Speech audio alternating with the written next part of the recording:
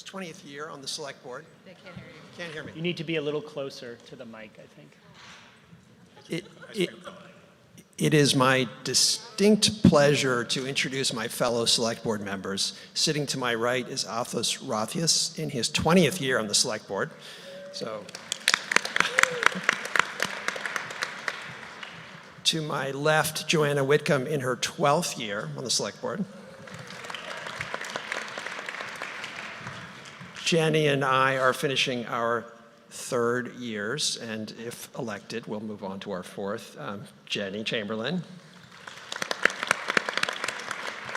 And Jarrett Burke is moving into his third year on the select board. Thank you. And Rob Hausman, our town manager.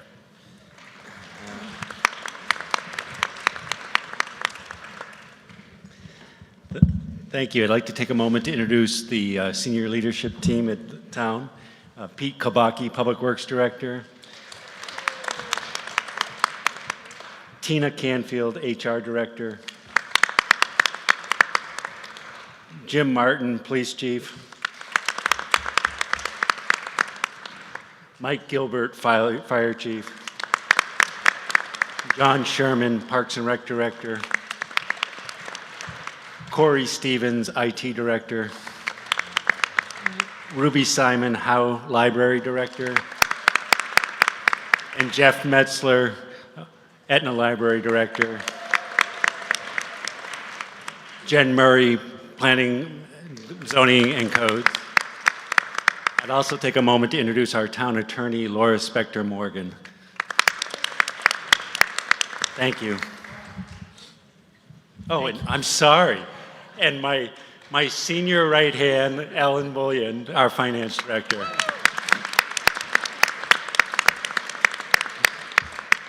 Numbers don't speak to me, and Ellen is critical to this process. Thanks, Rob. Before we move into the rest of the business, I'm going to give, this is book club tonight, okay? Book club.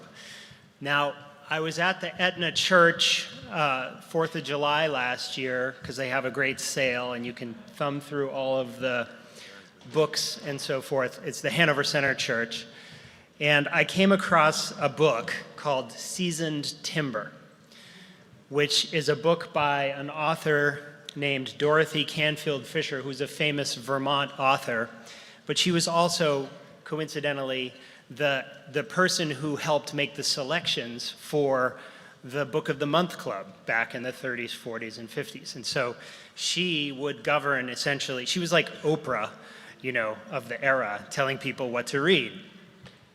The reason that I'm talking about this book, which was published by, in this edition by the University Press of New England here in Hanover, is that it is the most It contains a love story and a bunch of other stuff, but it contains a town meeting on a special election question.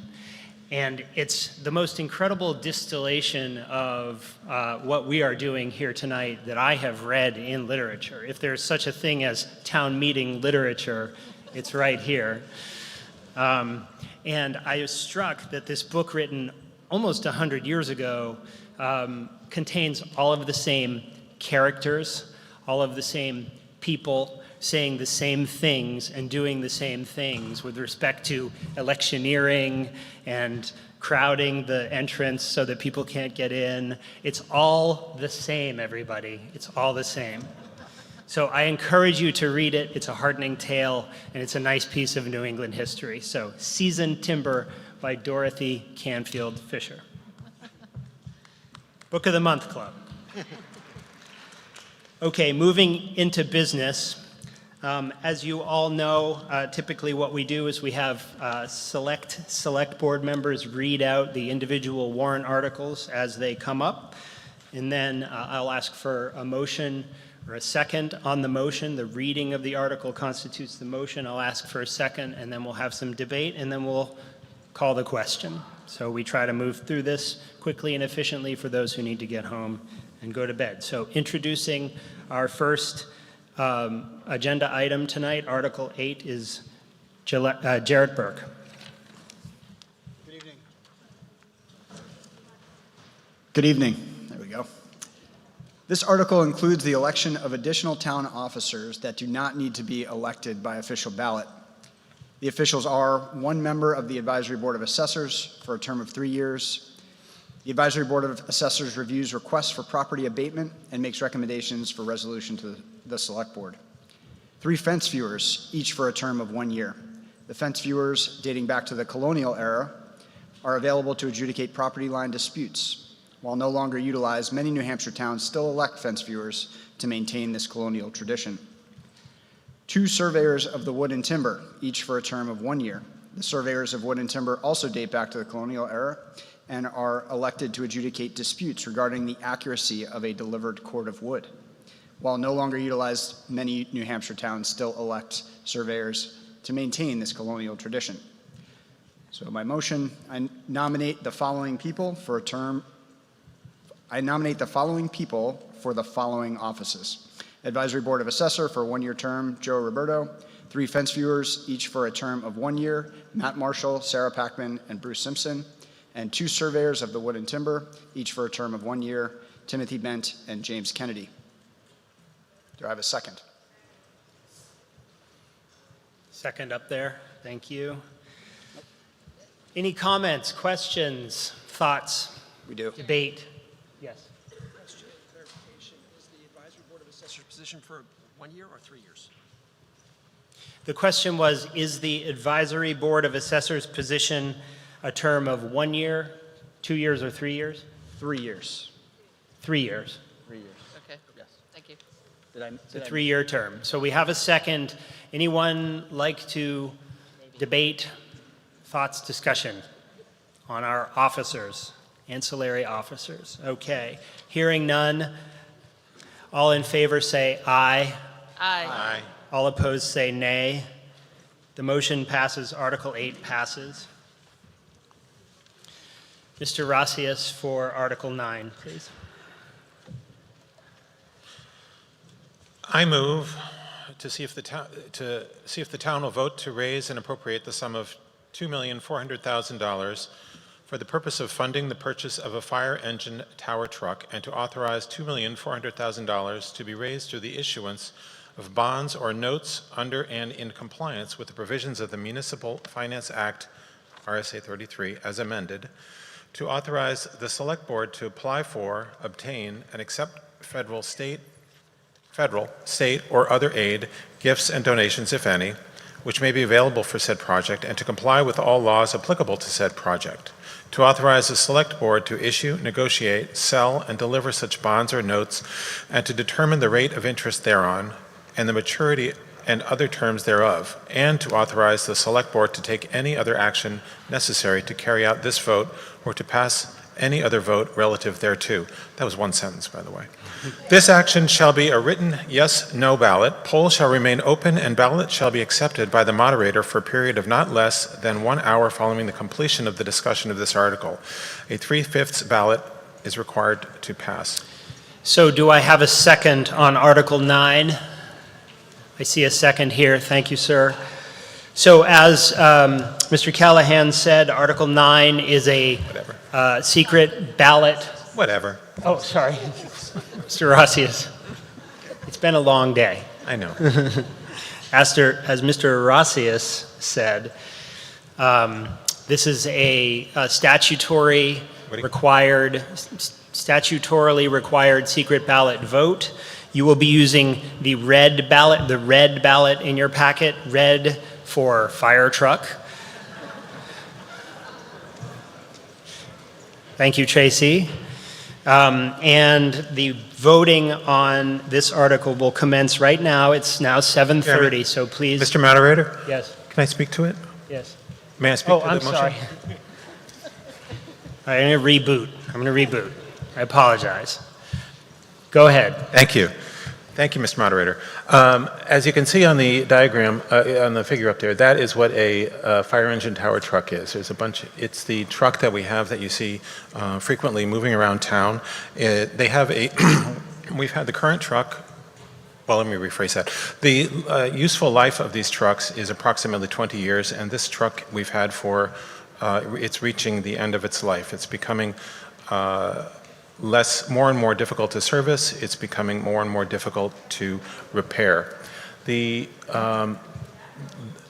is an important truck for our town as it allows the fire department to safely approach taller buildings in particular to extinguish fires and to provide rescue maneuvers. The funding for this is, as I stated in the motion, through bonding, and this is a different approach for this truck. When I first joined the Finance Committee back in the, 25 plus years ago, before I was on the Select Board, the cost for this truck was approximately $750,000. As you can see, that's been increased over time. And rather than funding for it through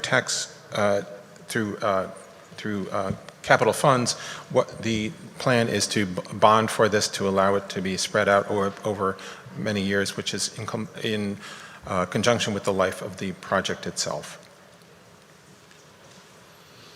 Thank you. Does anyone have any further comment, questions, concerns, thoughts, or observations on the issue of a new fire truck bonded? I have one question here. Thanks. Just out of curiosity, is there data from the state about the size of a community that's necessary in order to justify the formidable expense of having a tower truck? Smaller communities do not have one of these. I'm assuming that we are big enough, but I'm sort of curious if there's data about that. Good question. Go ahead. The actual requirement is height of buildings and type of buildings. So dormitories trigger a ladder truck or tower truck. Our downtown core triggers it. So ISO New England requires us to move forward, and NFPA, the life safety code that the state has adopted, requires it.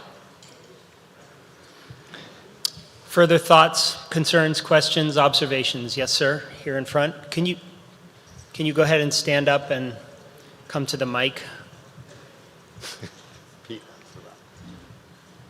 Is there any value in the old truck? Do we get anything back for that? Yes, we'll be selling it when the new truck is delivered. As noted in the background information, this is a 3.5-year build. The truck won't be delivered for another 3.5 years if authorized. And once it's delivered, we will then sell the other asset. Thank you. Any further thoughts, comments, questions, concerns about the fire truck? Yes, sir. Yep. Building on West. Hold on, if you could use the mic so everyone can. How about the height of that new building on West Wheelock Street? Can it reach that? Yes. So the Life Science building is our tallest building, will remain our tallest building at 70 feet. The buildings on West Wheelock are 55. Yes, ma'am. I will note that this community having this truck, that it does provide mutual aid for communities that aren't able to have that truck. So I would support us having that to support other communities. Any further comments, questions? Yes, sir, here in the front. And I had forgotten, if you don't mind, please stating your name and your address. Yes, I'm Rich Howarth, and I'm from Hanover Center. And I guess I understand after the fire that occurred at Dartmouth a few years ago at one of the dormitories that this is a really important investment for us to make. I wonder, are there buildings that are not owned by Dartmouth that would benefit from this service? And what is the financing arrangement in terms of payments in lieu of taxes and working with the college to facilitate the new development that's happening? Thank you. So this vehicle responds to all fire calls in the hydrant district and is used on all structural fires in that district. We had a house fire in October that required the ladder truck because of the location of the house and where the fire was.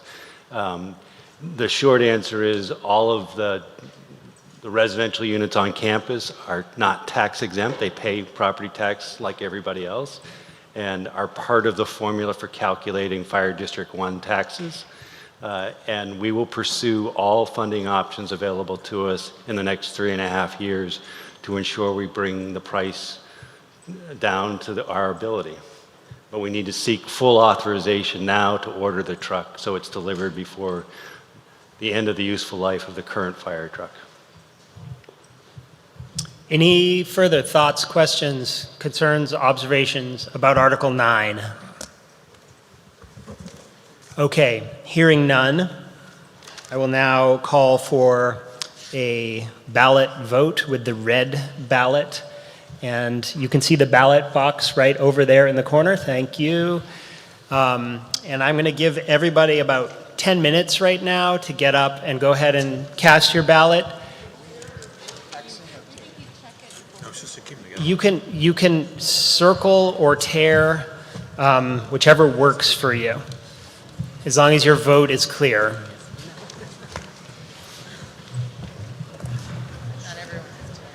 Polls will remain open on this issue until 8:35.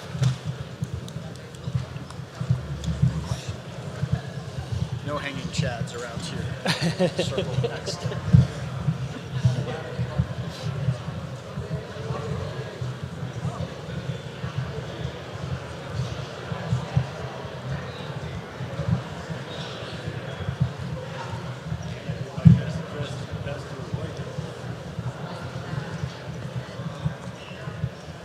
How are you?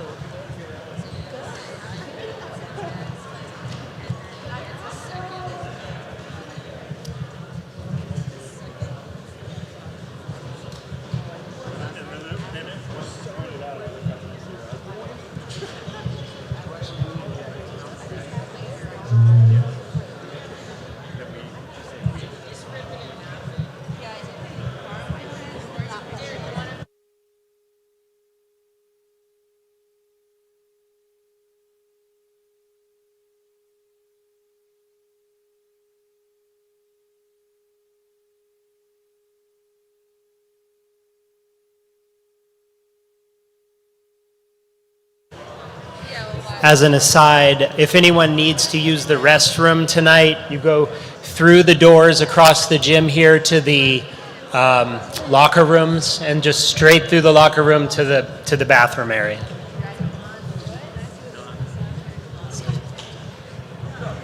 Hold on one sec.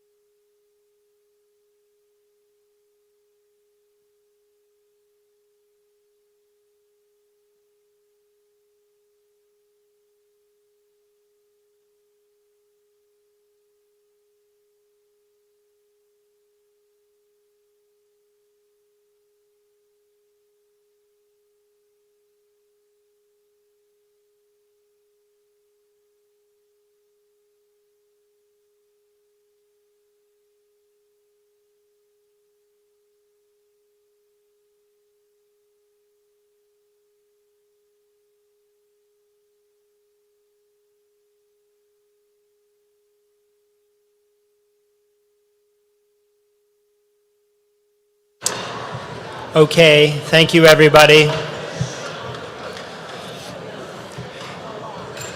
Go ahead and take your seats. Obviously, if you're still voting, that's not a problem. A reminder that polls on this issue, that box will stay open to receive ballots until 8:35. So thank you.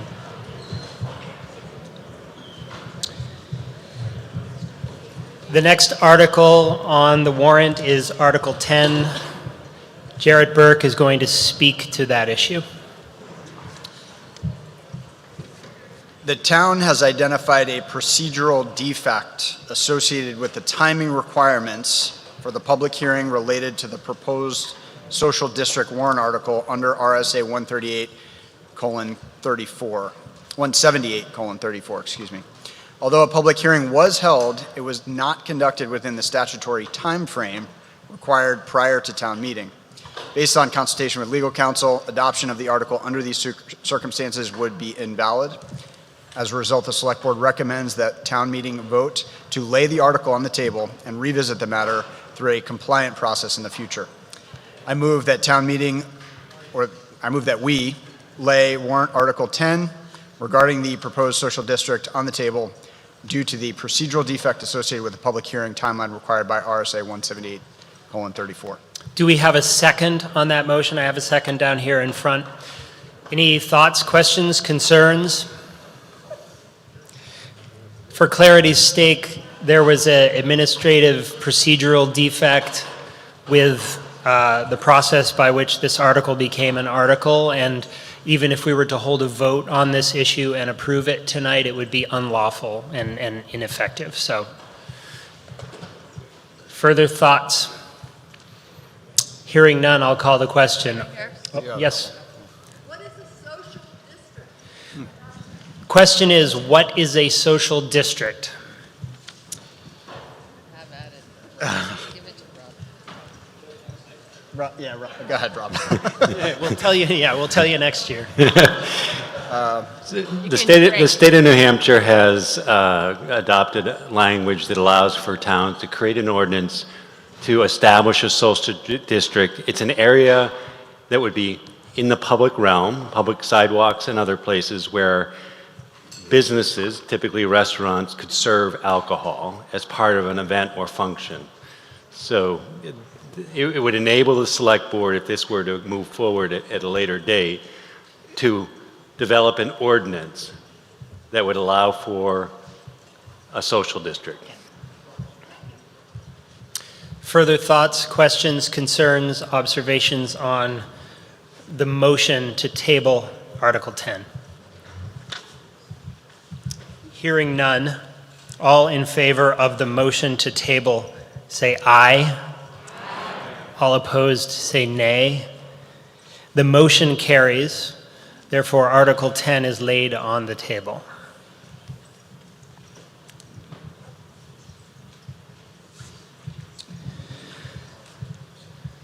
To introduce Article 11, Jenny Chamberlain. Hello, can you hear me? Okay, I move to see if the town will vote to raise and appropriate $400 for a deposit into the Land and Capital Improvements Expendable Trust Fund, and to fund this appropriation by authorizing the withdrawal of this amount from the unassigned fund balance. The amount appropriated is the equivalent of 50% of the total collected in land use change tax in the fiscal year of 2025. You guys might have noticed that this is a little bit less than previous years. Typically, Before we speak on Yeah. it, can I get a second Good idea. on the motion? Yes, thank you. Second. All right, go ahead. yeah. So this is less than previous years. And typically what happens is when land comes out of current use, there's a land use change tax, and we appropriate some of the funds into the Land and Capital Improvement Fund and the other half into the Conservation Fund. So that is similarly still the plan on today's ballot. But it turns out, just timing-wise, A lot of the land came out of current use just after this fiscal year's deadline. So we're on track to be sort of at a normal funding level of around 27,000 in each fund, but for this year, just $400. Thank you. Kari Asmus, who is the chair of the trustees of the trust funds, is going to briefly speak on this article. Yes, my name's Kari Asmus, and I'm the chair of the trustees of the trust funds. And I just wanted, for those of you who have the annual report with you, to call your attention to page 78 and 79, which is our annual report. I won't speak to all of the articles, but you can see all of the particular capital reserve funds that you'll be voting on tonight in the top half. For the Land and Capital Improvements Fund that we are currently discussing, you can see that the balance is $103,000. So with the addition of $400, it will go up to over $104,000. We also this year have added 2 graphs. The top one on page 79 is for the Lands and Capital Improvements Fund, and there you can see the history of the deposits into the fund since its inception in 2001, when we voted for that in the old school gym. The second graph is for Article 13. I believe that's the Municipal Transportation Improvements Fund. That fund is where we gather the $5 for each car registration, and that has a very different history, as you can see, where the deposits have been quite even over the years. So I just wanted to bring those things to your attention, since we often vote on these without having a lot of context. Thank you. Any further comments, questions, concerns, observations, or debate on Article 11? Hearing none, I'll call the question. All in favor say aye. All opposed say nay. Article 11 carries.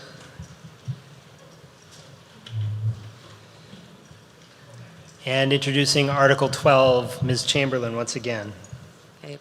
Article 12, I move to see if the town will vote to raise and appropriate $400 for deposit into the Conservation Fund, and to fund this appropriation by authorizing the withdrawal of this amount from the undesignated fund balance. The amount appropriated is equivalent to 50% of the total collected of the land use change tax in the fiscal year 2025. Do I have a second on Article 12? Thank you. I see a second here in front. Kari, are you going to talk on this one too? Okay, thank you. Would you like to comment on this, Jenny? Any further? This is a very similar comment to the previous one. We expect next year to be back up in sort of the $27,000 range. And any comments, questions, concerns, or observations on Article 12? Hearing none, all in favor say aye. All opposed say nay. Article 12 carries by voice vote. Now I'd like to introduce Joanna Whitcomb to introduce Article 13, please. I move to see if the town will vote to raise and appropriate $35,095 for deposit into the Municipal Transportation Improvement Capital Reserve Fund, and to fund the appropriation by authorizing the withdrawal of this amount from the unassigned fund balance. This amount is equivalent to the total transportation fee surcharge for each motor vehicle registered in the town of Hanover, $5 per vehicle, during fiscal year 2025. Thank you. Do I have a second? Thank you. I see a second there in the middle. Any further comment? Would you like to comment on this? I have a quick comment. So we use these funds to support our pedestrian, biking, and transportation improvements.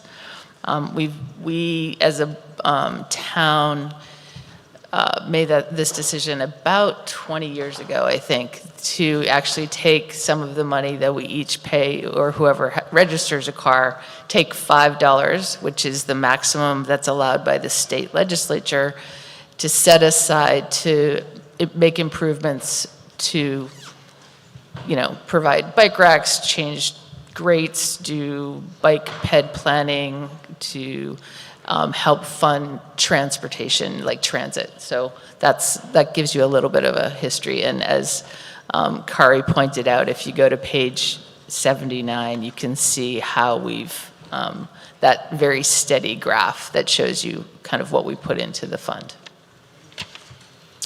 Thank you. Any further comment, questions, concerns, debate on Article 13? Hearing none, I'll call the question. All in favor of Article 13, say aye. Any opposed, say nay. Article 13 carries by voice vote. To introduce Article 14, Mr. Rossius. This one and the subsequent article need to be read in full, so bear with me. Nancy Carter, when she was on the board, used to do this, and I'm trying to take over from her. I probably won't do as well, but my fifth grade teacher, when I was at the Norwich Elementary School, which is now named the Marion Cross School, but she was the principal then, made us very strictly learn how to say long numbers. So here we go. I move to see if the town will vote to raise and appropriate the sum of $3,918,660 and authorize payment into existing capital reserve funds in the following amounts for the purposes for which such funds were established. The Ambulance Equipment Capital Reserve Fund, with funding to come from the Ambulance Fund, $188,000. The Capital Facilities Capital Reserve Fund, with funding to be raised through taxation, $246,000, and undesignated fund balance, $250,000, for a sum of $496,000. Excuse me. Dispatch Equipment and Dispatch Center Enhancements Capital Reserve Fund, with funding to be raised through taxation, $33,800. Fire Department Vehicle and Equipment Capital Reserve Fund, with funding to come from the Fire Fund, $162,000. Highway Construction and Maintenance Equipment Capital Reserve Fund, with funding to be raised through taxation, $542,375. Parking Operations Vehicles and Parking Facility Improvements Capital Reserve Fund, with funding to come from the Parking Fund, $84,000. Police Vehicles and Equipment Capital Reserve Fund, with funding to be raised through taxation, $140,000. Road Right-of-Way and Bridge Construction and Improvement Capital Reserve Fund, with funding to be raised through taxation, $75,000, and undesignated fund balance, $1 million, for a total of $1,075,000. $1,075,000.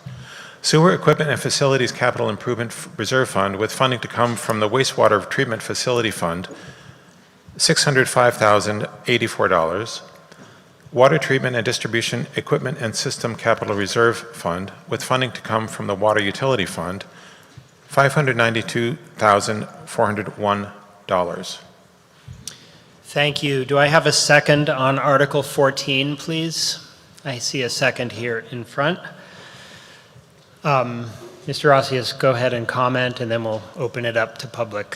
For those who've been coming to town meeting for more than once, that you will recognize that these two articles are how, this article and the subsequent article are how we create capital reserve funds in order to fund large capital projects, such as the ones I have just read and you will learn more about in the subsequent article. The purpose of these funds is to spread out the lumpiness that comes with buying new equipment or new programs, so that our tax rate is as stable as we can create it. Any further comment, questions, concerns, or observations about Article 14? Yes, sir. Mr. Acker. Please state your name. Yeah, Jeff Acker, Greensboro Road. Just curious what the we expect the balance of the undesignated fund balance to be after we take the $1 million out? Jeff, that's a great question. Ellen is the expert on that. We have reviewed that very carefully at our board meetings, but I'm going to let Ellen come up with the number.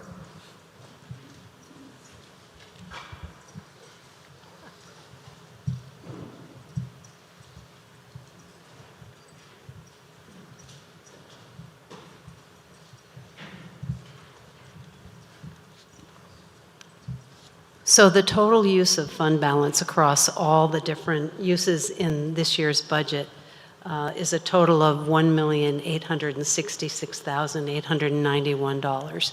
And after the use of that fund balance, if approved, the balance is projected to be $3,104,958. That equates to a percentage of 15.45, and the guidelines of the select board is that the undesignated fund balance for the general fund should be between 10% and 15%. Thank you. Yes, sir.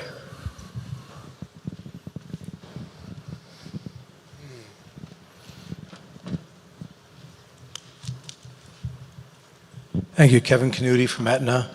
At last year's town meeting, the town voted to do away with the Bridge Capital Reserve Fund and took all the money that was in there and moved it into the general fund.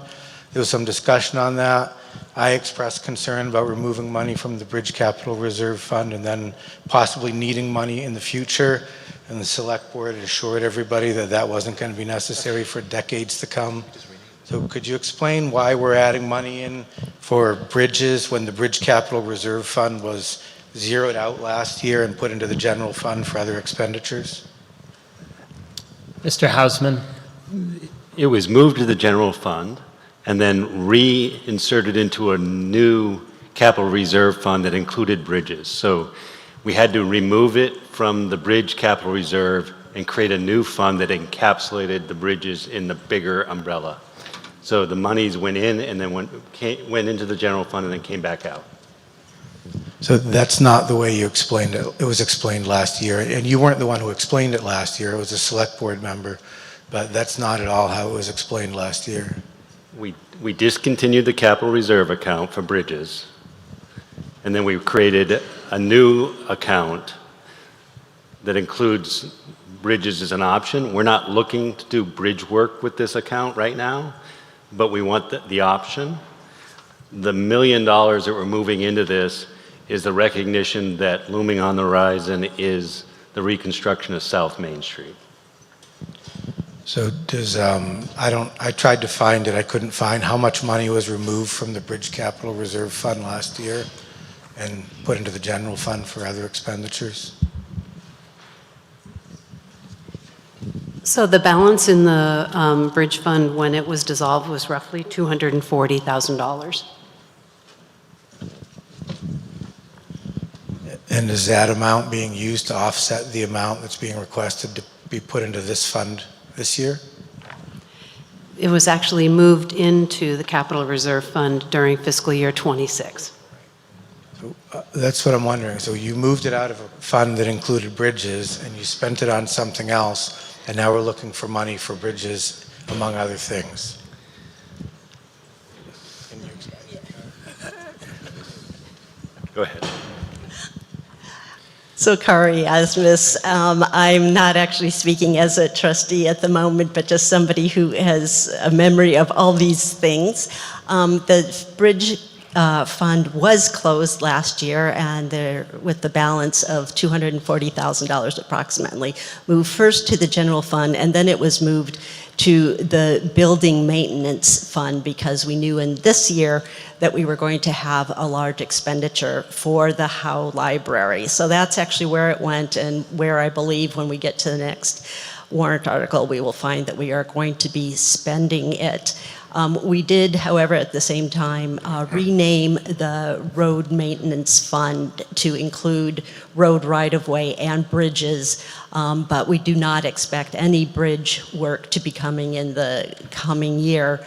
However, there is the huge amount going into that fund in the coming warrant article because of a large amount in the undesignated fund balance. And I can attest to the fact that the select board did discuss in depth what the best use of that money was, given the guidance of the guidelines, et cetera. Thank you. Any further comments, questions, concerns, observations about Article 14? Hearing none, all in favor of Article 14 say aye. Any opposed say nay. The ayes carry it. Article 14 passes by voice vote. Mr. Rosius again for Article 15. I move to see if the town will vote to raise and appropriate $2,092,519 for the purposes listed below and to authorize funding these amounts by withdrawal from the listed capital reserve funds in the following amounts.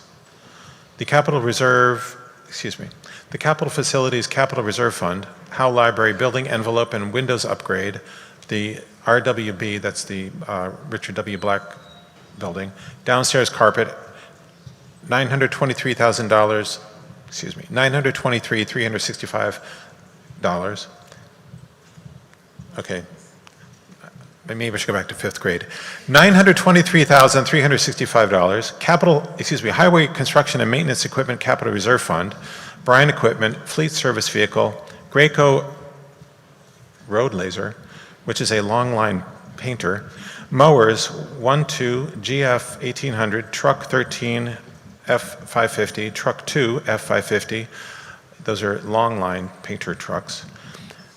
$443,654. Parking Operations Vehicles and Parking Facility Improvements Capital Reserve Fund, Marshall Lot Paving, Parking Operations Truck, Pay and Display Meter Stations, 9 of which, $167,500.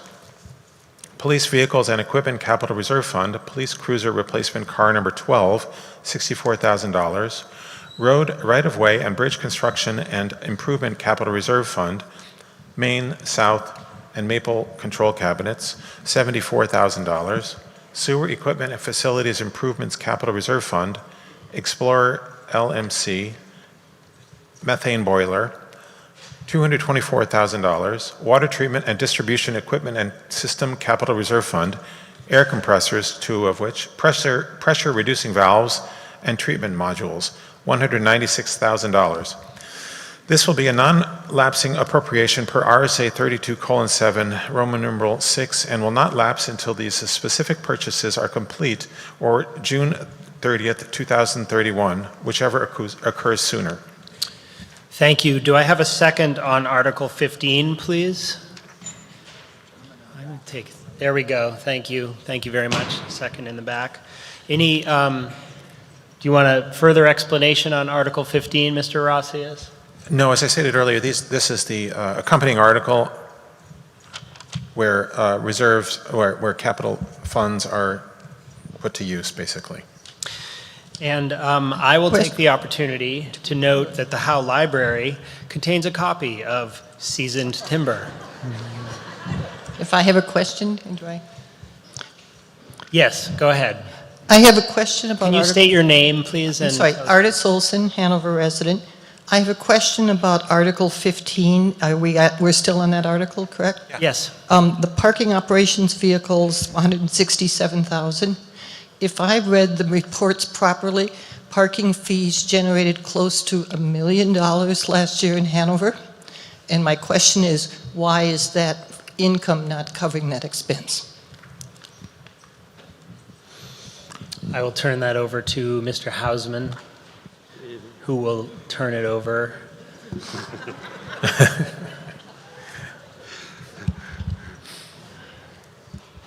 So these funds we're requesting that they be authorized to be withdrawn from the Capital Reserve Fund.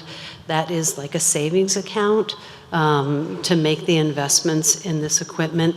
The deposits into that account did come from the parking fund from those fees that were collected. Any further thoughts, observations, questions, or concerns? Yes, ma'am. Deb Nelson from Hanover. I just have a question about painting. Southbound on 120, by the end of the winter, all of the painting, the directional arrows, the lane dividing arrows coming down to Greensboro Road, they had all peeled off the road, and they were in big strips along the side of Greensboro Road. I hope we're not using that same process again. Are we? First of all, that's a state road Okay, that was intersection. what I wondered, if that was state. And the second is that was temporary. If you recall, they recently repaved that intersection and they Yeah. hadn't had the opportunity to stripe it. My understanding is striping occurs when the pavement reaches a temperature of 50 degrees or higher, and they lost that window. Okay. I thought it was state, but I wasn't sure. Thank you. Further thoughts, questions, concerns, or observations on Article 15? Article 15. Seeing none, all in favor of Article 15, say aye. Any opposed, say nay. Article 15 carries by voice vote. Ms. Whitcomb for Article 16, please. I move to see if the town will vote to raise and appropriate the sum of $200,000 for the design and construction of a paved multi-use path along Reservoir Road extending from Lime Road to Curtis Road, including new crosswalks and related safety improvements, and to authorize the withdrawal of $114,200 from the Municipal Transportation Improvement Fund created for this purpose, and the balance of $85,800 from the town's undesignated fund balance.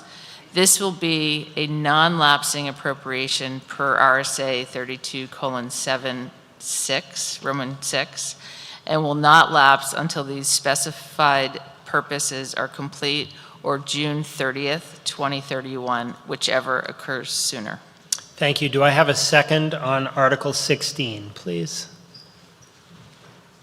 I see a second here in front. Thank you. Comment? Yes, this article appropriates $200,000 for the design, engineering, and construction of what we know as a MUP, kind of the continuation of our multi-use path on Lime Road. It'll go along I guess it would be the south side of Reservoir Road, including safety improvements. It will kind of go along that edge, and then we're proposing to put crosswalks into Curtis. And then Curtis is a really quiet road, and you can go directly to the Richmond Middle School or down Dresden to Ray School. So back in 2012, the town adopted it was really long, but basically a bike ped path master plan. And then the following year, we did a Safe Routes to School plan, working with actually students from Ray School and Richmond School. My daughter and Sloane's daughter was on that committee, so kind of cool, as well as some faculty from the schools and neighbors. And we identified this as a way to get our kids from Lime Road to the schools on less busy roads. As many of you know, the multi-use path on Lime Road does not extend all the way on Lime Road to the Richmond School, and so this was a nice alternative. There just wasn't enough width to continue, and anyway, this was an alternative. And finally, what are we at? 13 years later, our Municipal Transportation Fund has the funds, and we have the political will to move this forward should you choose to vote in favor of this. Out of curiosity, would it cross on the south side of the traffic circle towards town? Yes, that's the plan, but again, we still need to do the full design engineering. Any further comments, questions, concerns? Yes, sir, here in front. Can you come down to the mic? It's actually hard to hear even when you're shouting. Todd Minsk of South Main Street. There's already a sidewalk on the north side of Reservoir Road. And in my experience, Reservoir Road is not a high-speed or particularly busy road. So I'm wondering, is this really necessary? It's also a very short multi-use path, unless there's a plan to extend it further east. So what's the real utility of this? I mean, I'm happy to answer. Or in my opinion, the utility is to get our younger people off site, like our middle school kids in particular, riding their bikes off Reservoir when it is a busy road, when there are school buses, and going to and coming from school, and getting them onto safer roads. That would be my number one reason. But I think everyone's experienced drop-off and pick-up time and knows that there's a significant number of vehicles, both personal vehicles and buses, coming and going from the schools. This creates a linkage that gives them the opportunity not to be in the travel lane. It also is part of the Safe Routes to School and the Bike Ped Master Plan. There is a desire to extend it all the way down Reservoir Road and link to Storrs Pond, but that's a future vision. Thank you. Any further questions, thoughts, concerns, or observations on Article 16? Jeremy? Yes, go ahead. Hi, Tony Berry, Hanover. I support the construction of the MUP. I'm just wondering why it can't be, in this phase, extended to the Ray School. There's some topographic issues beyond Curtis, and without working with the landowner, being Dartmouth College, we would need to deal with significant fill, especially where it crosses the brook adjacent to the road, and figure out how to, the cost would be, it's not addressed in this plan. Thank you. Any further thoughts, questions, concerns, or observations about Article 16? 16. Hearing none. Oh, yes, ma'am.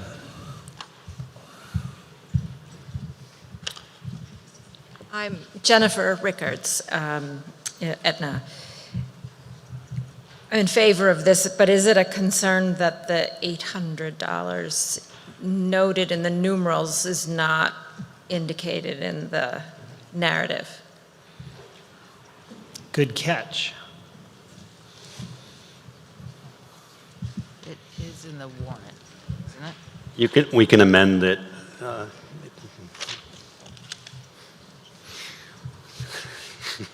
For clarification's sake, are we talking about $8,500 or $85,800? $85,800. Okay. Did I not say that, or? Yeah. I'll take a motion to amend that particular language. So moved. Do I have a second? I see a second. By law, they need to put it up on the screen. So Rob, would you add $800 to Article 16 in writing after the word thousand?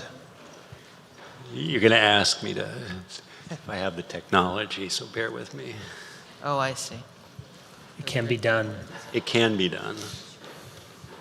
Can it be done now? Yeah. I thought it could be done. Darn it. Nothing's going to be on the screen.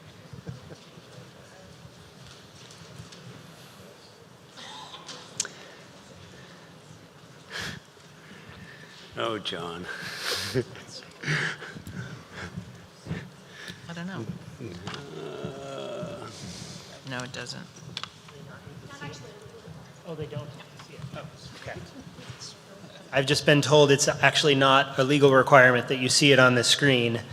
Does everyone agree with me that the $800 addition is sufficient to vote on by voice vote?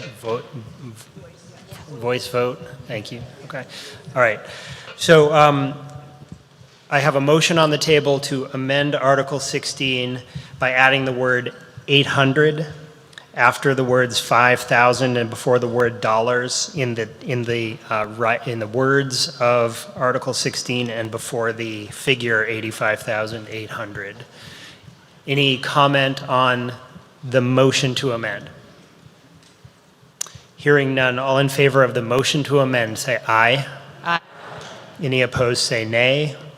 The motion to amend carries. The amended language of Article 16 reads, and the balance of $85,800 and then the figure of $85,800.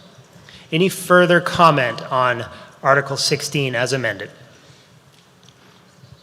Hearing none, I'll call the question. All in favor say aye. Aye. Any opposed? The Article 16 carries by voice vote. Joanna Whitcomb to introduce Article 17, please.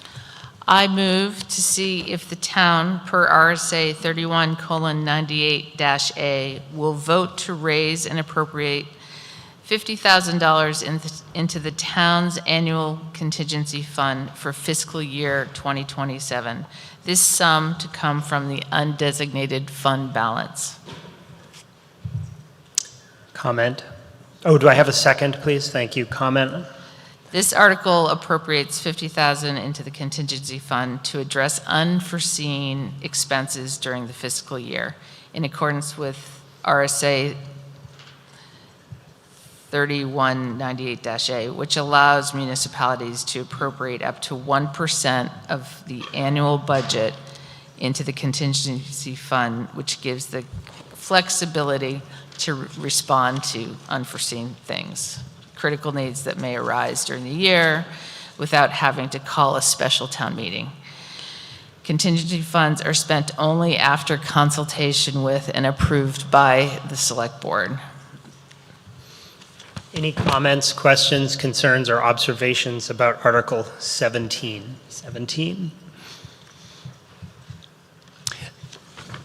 Is there an example of what you might use the contingency fund for? As a matter of fact, there is this year. Those of you who have followed the Valley News, they made a request to for the right to know law and requested information, and we were recently told that we actually had to pay them. I'm not sure exactly how much, but it wasn't in our budget. And did you want to add to that? Certainly. Make it clear. The select board will be considering a request from me to spend up to $79,000 to cover legal expenses associated with the Valley News Right to Know case that dates back to 2024. And this contingency fund is going to be requested to be used for that purpose. Yes, sir. Martin Mosdall, Low Road. If the contingency fund is not used for the year, does it remain in the contingency fund for next year, or is it returned to the general fund? It's returned to the undesignated fund balance. Further questions, comments, thoughts, concerns? Mr. Acker? Hi, Jeff Acker, Greensboro Road. Excuse me. So what's the process for withdrawing money from the undesignated fund balance, and why do we need both?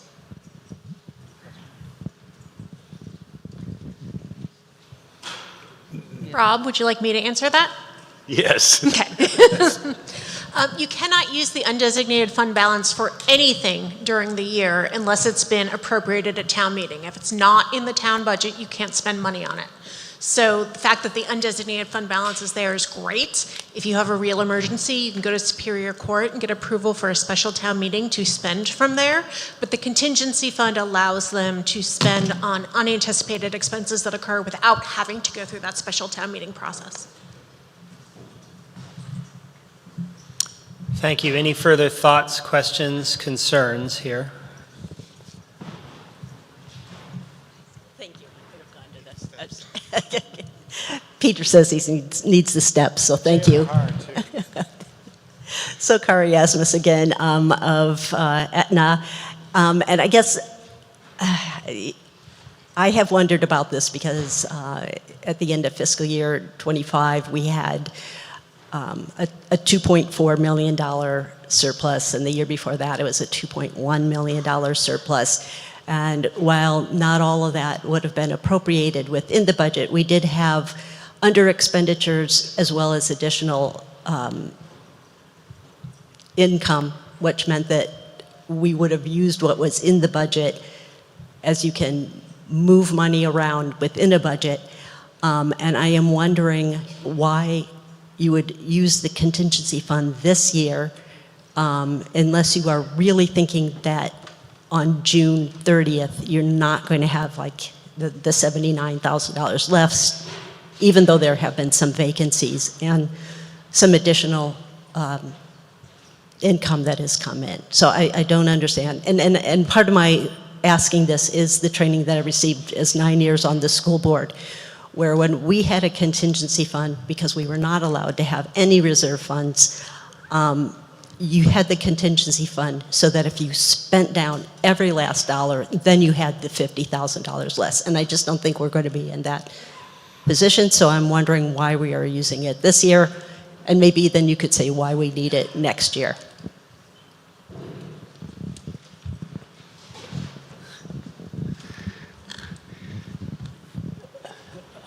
I'll try to answer the question. My reasoning for using the contingency fund to pay for the legal expense is because I'm trying to ensure that we're representing the full cost by department, and this was an unanticipated expense that the current staff and board were not necessarily a part of. And it dates back to 2024, and I think this is the appropriate use of it. The board gets to decide whether or not to appropriate the $79,000, and this body gets to decide whether to fund the $50,000.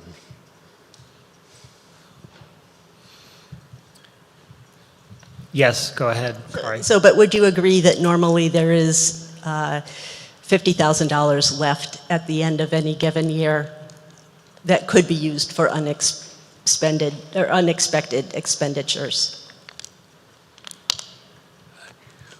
Our balance has shown that, yes. Okay, thank you.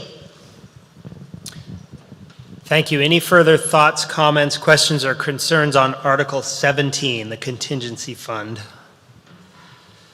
Hearing none, all in favor say aye. Aye. Any opposed say nay.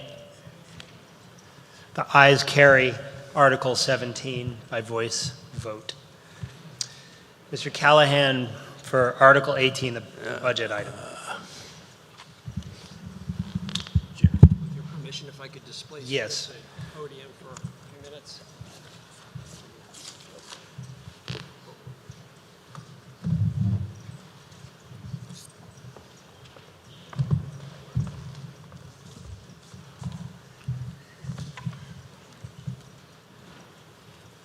Thank you. Let me lead with the motion.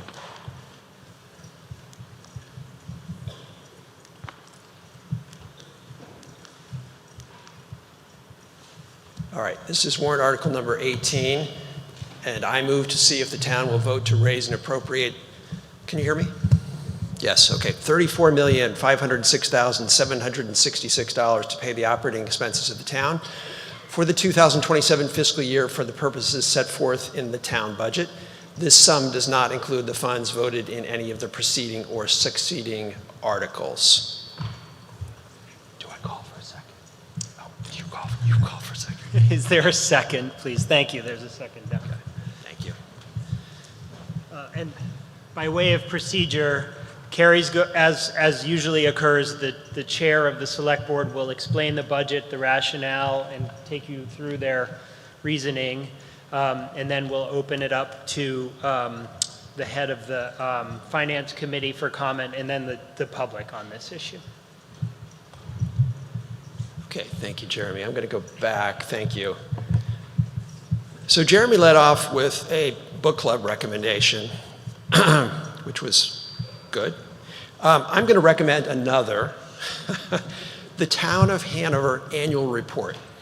Now, lest the cynics amongst you think this is a cure for insomnia, which could be a little bit, that's a little bit true. But it's also, importantly, it's a reflection of this community, of all the work that our various volunteer committees do. There are lists loaded with reports, and the town departments. It is a great record of what has happened in the last year and looking forward into the next year. And many thanks to the town departments, to the town manager, finance director. A lot of work went into this. It has evolved. It has many more graphical insights, et cetera. So take a look at it, along with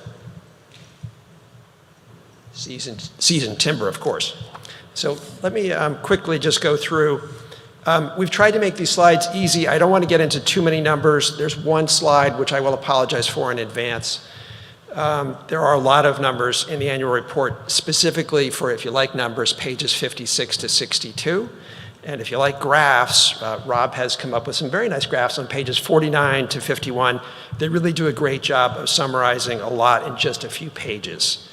So I'm going to relatively quickly walk you through a little bit of context around your property taxes, go through warrant Article 18 versus the budget. They're not quite the same thing. Go through some overview material, and we'll do a deep dive into the general fund. We'll talk about, of course, your tax bill, estimated fiscal year tax rate, increases represented over the prior year, the per home impact, and a few summary remarks as well. This graphic, thank you, Rob, shows you your current tax rate, not the one you're about to vote on. It's $13.91. Depicted on the left are the education portion of your aggregate property taxes. It represents 60% of the total. That's the state and local ed tax. In the middle right is the municipal tax, $3.30 out of $13.91. That's 24%.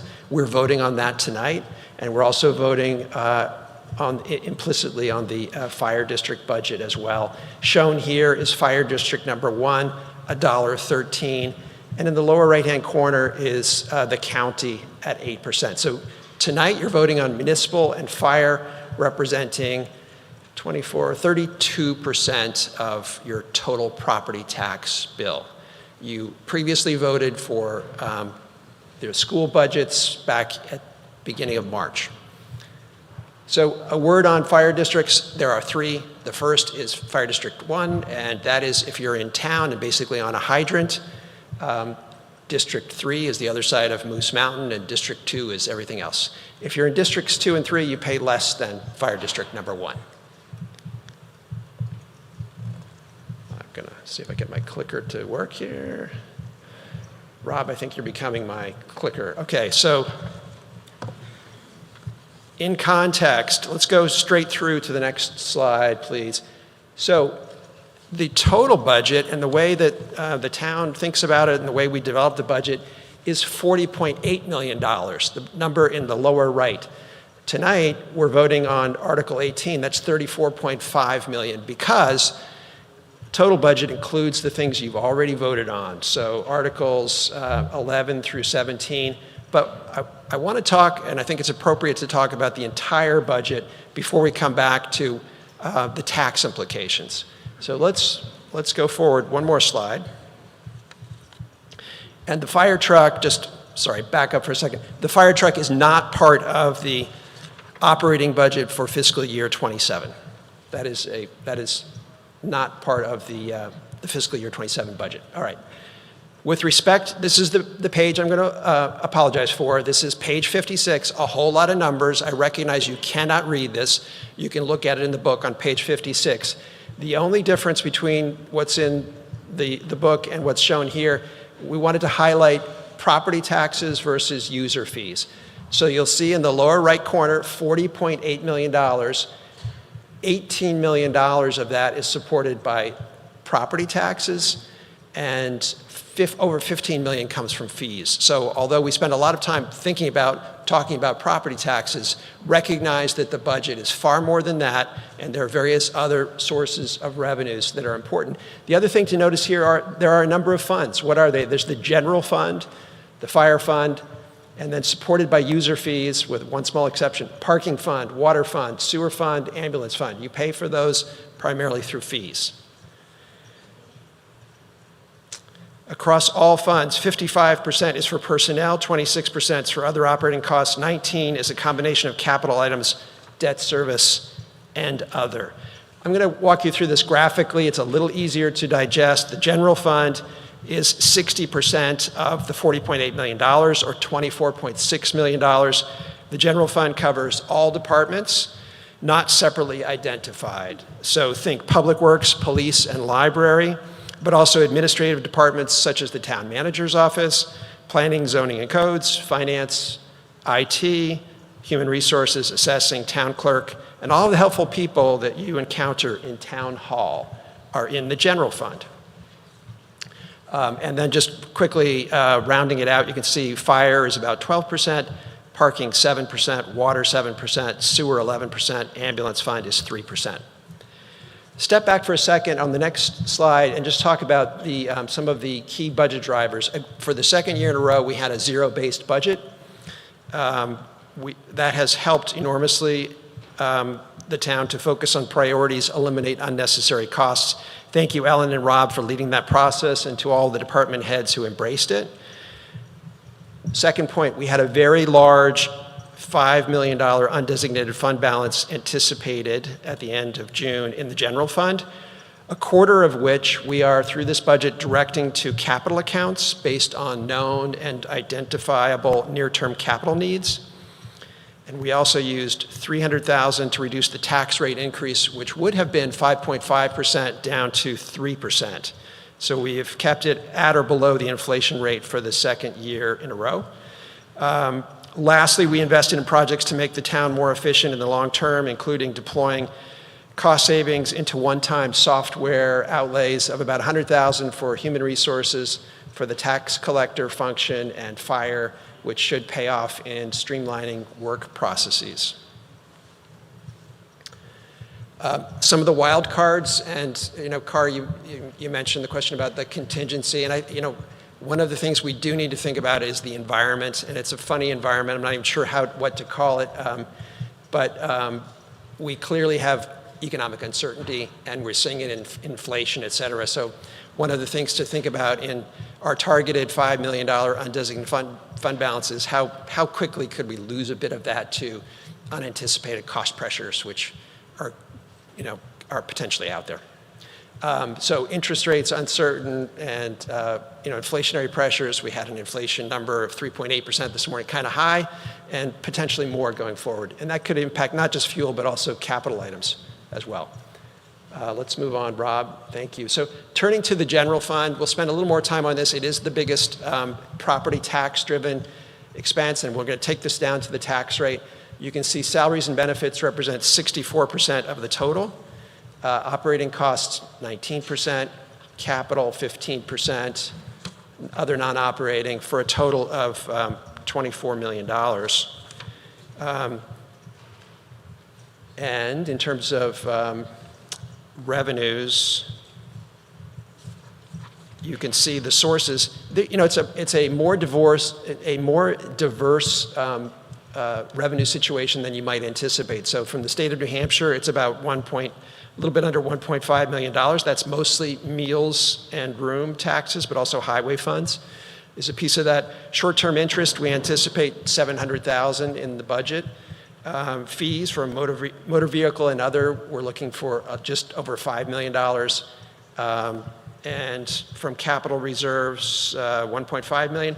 Undesignated fund balance usage at 1.9 million, given our healthy undesignated fund balance expectation, and then another 624,000 miscellaneous. So what does that leave us? That leaves us 13.4 million to raise through property taxes to support the general fund. What does $13.4 million mean to you? It means that your municipal tax goes from $3.30 up to $3.40. The fire district would be $1.17. When you throw in county, local, and state ed, you're looking at $14.77. That compares to the $13.91 that you saw on the giant dollar bill. So again, municipal and fire district, what you're voting on tonight, we've already voted on the schools, is 23% plus 8%. I will note a couple of caveats. The county tax rate assumed here is 5%. That's an estimate. We do not have a definitive figure on that. That is a bit of a placeholder. School tax rates have been adjusted slightly to incorporate a higher expected property valuation addition of $30 million to the net asset value. That's a little wonky, but a little higher expectation to new property coming into the grand list. So we adjusted the school district for that, and also to capture the effect of an error in the school district set tax rate, which reduces the comparison for 2025. Here is that comparison. This is what your tax is, $13.91 going to $14.77. You'll see that the municipal and fire district increases are 10 cents and 4 cents, representing 3% and 3.5% increases. You'll see the county, I know I said 5%, but when you factor in that increase to the net asset value, it's not insignificant. It dilutes it to 4.5%. Local ed tax rate up 9.1%, state ed, 0.9. It blends to 6.2% altogether. But again, you're voting tonight on the municipal and fire, not the schools. And a final note, school and county tax rates are not overseen by the select board, but tax bills are collected by the town on their behalf.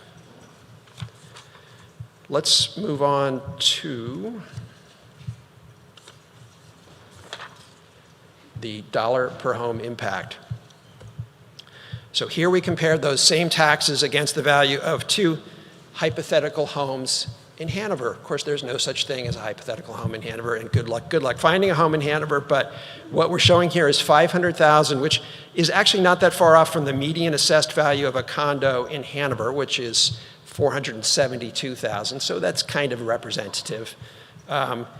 And for a single family residence, we used $1 million just to keep the numbers round. But if you look at Power BI, which is on the Town of Hanover's assessment page, it does show a median value for single-family homes in Hanover at $1.07 million, call it $1.1 million. So the million is not far off, certainly representative, and you can tweak the formula to your own situation. But if you take that $1 million example, the increase in municipal taxes to support the budget discussed here tonight would be $100 incremental, $40 if you're in fire district number 1, and of course it's half that much if you're in the $500,000 example.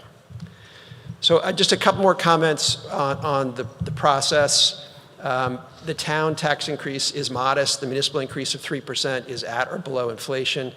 Fire District 1 increase is 3.5%. The per home impact, as discussed, $50 plus $20 for the $500,000 example, $140 for the $1 million example. The fiscal year 26, we are looking to be on track for that $5 million undesignated fund balance at the end of June, which is a fortunate position to be in.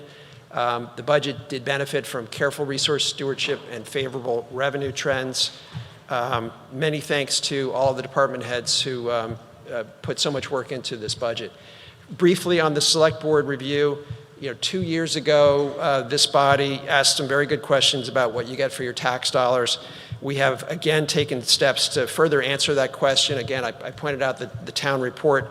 Throughout the annual report, in addition to the infographics, you will see a number of key performance indicators which detail department work performed and achievements The Select Board has also adopted an objectives and key results approach, deliberately trimming our ambitions to really focus on delivering and being accountable on our goals.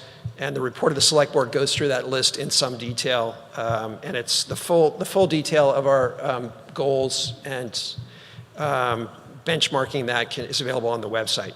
So the goal areas are centered here on people, the governance process, fiscal improvements, and very importantly, advancing the Hanover Sustainability Master Plan. We've made great progress against most of our specific deliverables, and when I say we, by the way, it's not really Select Board. It is the town staff and leadership who make the progress. We sort of cheer them on. One of the joys of Select Board service has been getting to better know our town staff through a series of department deep dives, which we continue this year, and we are super fortunate to have the talents, energy, creativity, and dedication of the workforce and leaders of the town of Hanover. I would like to extend many, many thanks from the Select Board for all the work that you all do. So please join me.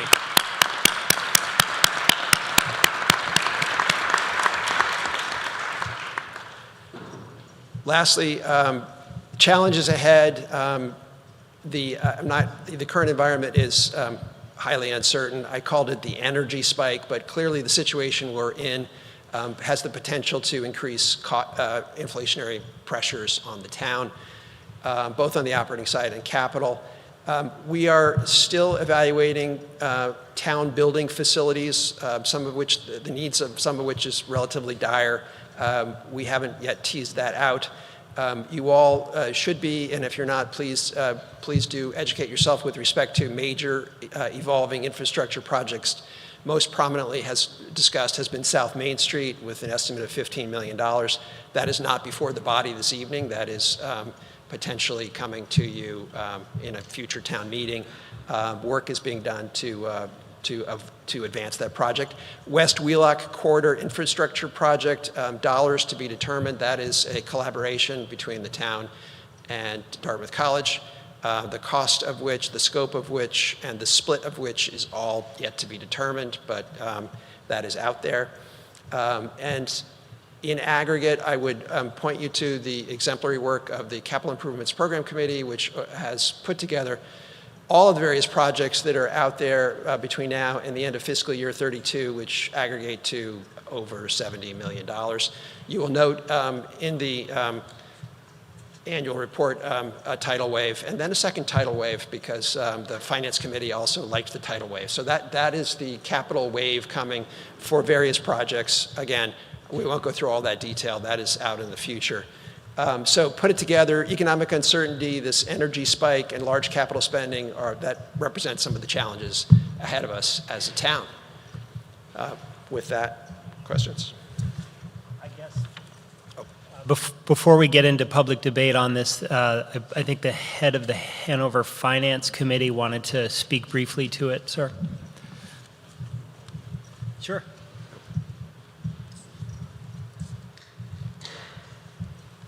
Hi, everyone.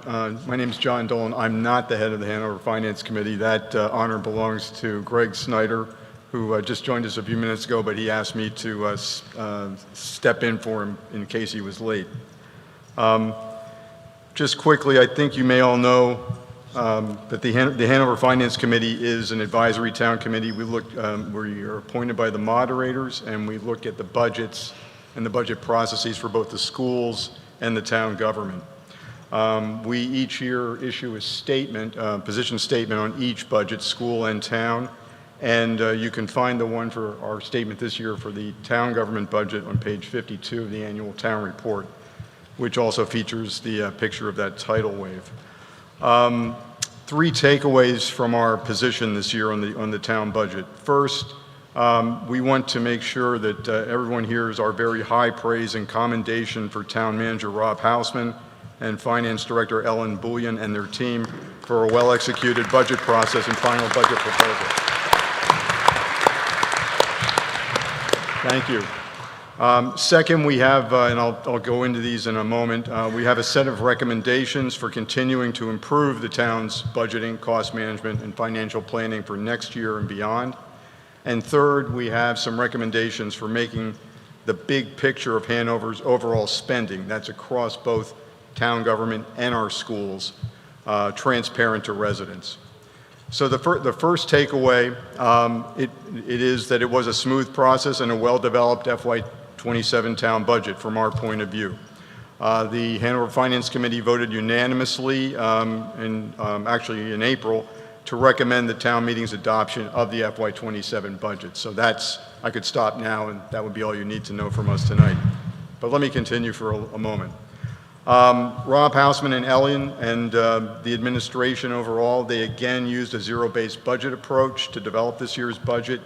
It yielded excellent results. The overall appropriation recommendation, all funds for the budget was a 2.9% increase over FY26. And then the tax rate that was proposed for the general fund and the fire fund together, the blended rate, was only a 3.1% increase over FY26, both in line with inflation or better than inflation. All good news. One caveat, and Carrie had it on one of his summary slides, is that 3.1% tax increase this year was made possible by a one-time $300,000 property tax buy-down. So we can't count on that happening every year, but this year it worked to our benefit. For the future, we have some recommendations for the operating budget.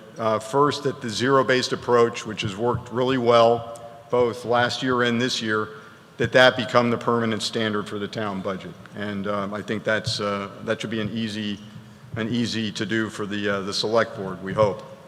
But just as important, the committee recommends that the administration develop multi-year operating cost projections going out at least 3 years, and they would use these to be able to, the administration and the select board, to take early action on managing future operating cost growth. We know that a lot of the normal budgeting assumptions are going to change over the next, maybe even month, but certainly over the next year, and those need to be incorporated, identified, and used to figure out how we're going to make ends meet in the years to come. For the capital budget, and this effectively means the capital improvement program, we also recommend that the adoption of the zero-based budgeting approach. And this means that in the next budget, we recommend that fresh eyes be placed on the more than $70 million of capital projects and asset replacements currently scheduled for fiscal years 28 through 33. These numerous expenditures should be reviewed for their necessity, their scope, and their timing in light of the town's current capital needs and fiscal resources. If they're approved, all of those $70 million of expenditures over 6 years, more than 50 million of them will be capital expenditures for complex, multi-year, multi-million-dollar infrastructure improvement projects. Their implementation will have to occur simultaneously or overlap over several years. Together, they will represent an unprecedented operational and financial risk for the town that we feel needs to be managed proactively. So another one of our recommendations for the capital budget is that the Select Board Administration appoint a full-time program manager to lead all aspects of planning and implementing the town's multi-million-dollar capital and infrastructure programs over the next 5 to 6 years. That's a risk management investment we feel the town should make. Finally, that's a lot of money, that's a lot of years, that's a lot of projects. And we think it's imperative that Hanover's residents be made aware of, and they understand the magnitude of the capital expenditures coming our way. The Select Board and the administration, we feel, should start this year to educate residents in depth about the purposes, scale, and costs of the entire 6-year capital improvement program. The town's going to be asking to spend a lot of money on our capital needs in the coming years, and we're going to have to make some hard calls on how to do that. The third takeaway from our statement, I'm winding down, so hang in there. The FY27 budget we are voting on tonight will determine only about a third of our total property taxes for next year, as Carrie pointed out. 54% of next year's tax bill was determined 3 months ago, in early February, at the school district's town meeting before residents could know anything about the town's FY27 budget. This two-phase budgeting schedule, schools and then 3 months later the town, means that we residents have no opportunity to evaluate all competing demands for our tax dollars at one time. The Finance Committee believes it would be beneficial for Hanover residents if the totality of the spending and tax implications of school and town government budgets together were transparent to everyone at the time we vote on each budget. So our recommendation is to increase overall budget transparency and understanding. The town government should explore synchronizing annual town budget deliberations with the school's budget deliberations, as is done by the majority of Hanover's neighboring towns. This might mean this town meeting occurs in early March instead of early May, if that were permissible under law. We would then know not only what our town budget is, but what the school budget is, and we would know both when we're going to vote for the other. Final notes. This is mundane, but it's important. We can report that the audit of the town's 2025 financial statements has been completed with no material issues to report.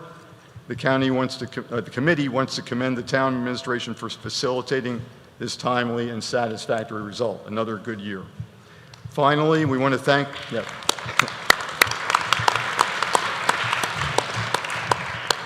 Finally, we want to thank the town administration for their collaborative assistance as we conducted our work over the past several months. Thanks and well done, Rob, Ellen, and your hardworking team. Thank you.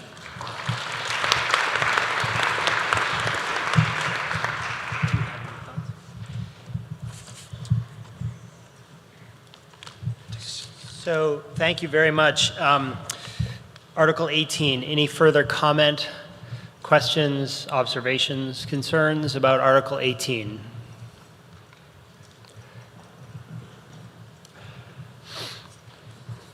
Kari Asmus, I just have a question. If we had not used the $300,000 of one-time monies for ongoing expenses, what would the tax rate have been? The tax rate increase, rather. What percent? 5.5%. So in fact, the increased spending, we should be thinking of it as sort of as functionally a 5.5% tax rate increase, but because we had the large surplus, we were able to buy that down. That may come to haunt us, or hopefully not, with the increase in the net assessed valuation that we're going to be seeing. But something to keep an eye on too. Further questions? Yes, sir. Hold on 1 second. Go ahead. Could you state your name, please, sir? Speak up. It's the mic. Hold on. Try again. Ellis Rolat. There it is. Everyone hear that? Hear that. I moved to Hanover almost 50 years ago. I remember my first property tax bill. The school component was 1/3 and the municipal roughly 2/3. Now it's 60% school and 1/3 municipal. I have to commend the town on its relative fiscal conservatism, let me say. I really appreciate what the town has done. Thank you. Any further questions, comments, concerns? Yes, sir. Just a question, again, back to the undesignated fund balance. After this, I think what you said earlier was we're going to have still over 15%, which is above our target, and we're going to have over $3 million in that fund. Is that correct, I think? What was the number? That is correct. And we heard earlier that you need to go to court and have a special town meeting to ever spend any of that money. And I think I dare say that in my memory, we've never spent a nickel of that money ever, because I don't remember us ever going through that process. Once we did? Okay, once we did. I take it back. Once. Remember how much we spent? 200, 300,000. If $300,000 out of brought down the tax rate increase to 3%, and we have $3 million that we're never going to spend, why don't we take another $400,000 by my back of the envelope math and get the tax rate increased down to 0? And to Kari's fear that we may pay later, that still would leave us with $2.6 million in the fund to buffer next year's potential tax increase. And we also heard tonight that we tend to run a $2 million a year surplus. And if we get sued again, we have a contingency fund. So I don't understand why we keep this $3 million. It's our money. We keep this $3 million that we can never, ever spend, and then we congratulate ourselves for using 300,000 of it. Why don't we use 600,000 of it? Why don't we use 800,000 of it? Why do we have to just say, oh, well, aren't we good because look how much less our taxes went up than the school districts? Why don't we buffer some of the school district increase with an actual decrease in the town taxes by using that $3 million that we can't spend? I don't understand why we keep that $3 million. That's not a motion. I know the budget's going to pass. I know it passes every year, but it just bugs me that we have that $3 million that we really can't spend and we don't use it to reduce the tax rate. So. Carrie. So thank you for the comment. It's good. It's a good question. We're at 15.45%. So we're just a hair above the select board's policy, 10 to 15%. I think by New Hampshire, the New Hampshire formula is a little different. I think we may be even on the low side relative to. Go ahead, Ellen. The New Hampshire, the Department of Revenue Administration does use a different formula, and we are within their guidelines as well, but we are not on the high end of their guidelines as we are with the select board guidelines. So it's kind of the advisory from the state. It's what the select board has been comfortable with, and there are a lot of unknowns out there. Yes, it's a rainy day fund, and rainy days can happen once in a while. I agree. They don't happen a lot, but we have last year and this year, at the time of setting the tax, we're giving back money to moderate tax rate increases. Thank you. Further thoughts, questions, concerns? Yes, sir.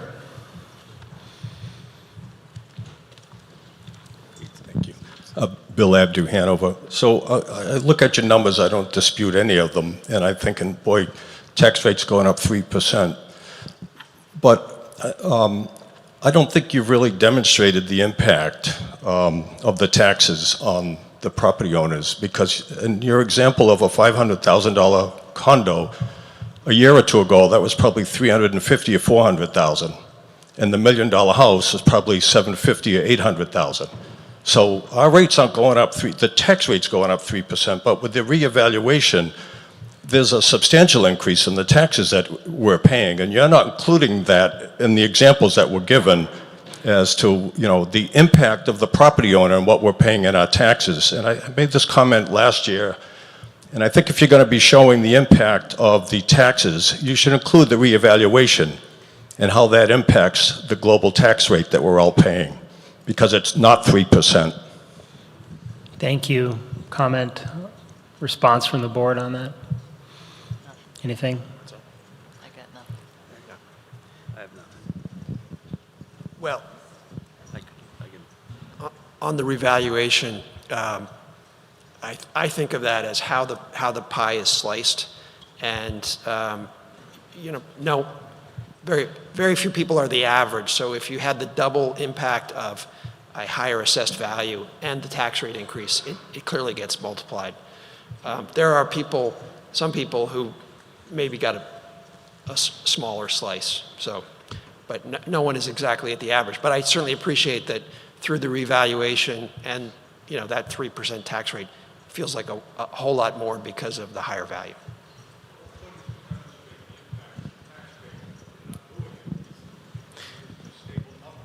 So the comment was, the whole point is to demonstrate the impact on the taxpayer. You're not doing that because you're not showing a stable number.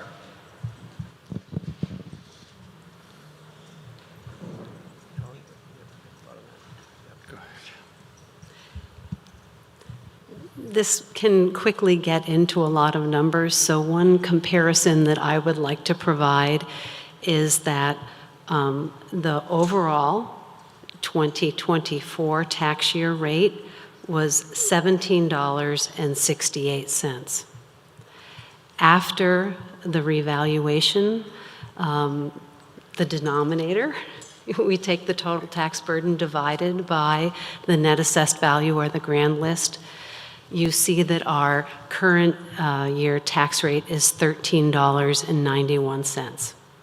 So to the extent that your property increased at the same median of the overall grand list, your tax burden on your home would stay relatively the same.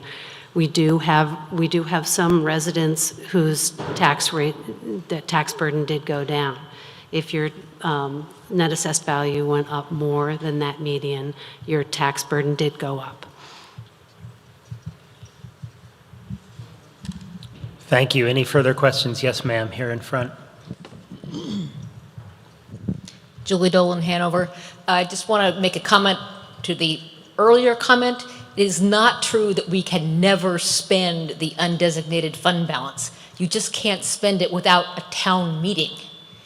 And in fact, at this town meeting, we just spent well over $1 million of it and on various capital projects and other things. So it's not true that that money just sits there and never gets spent.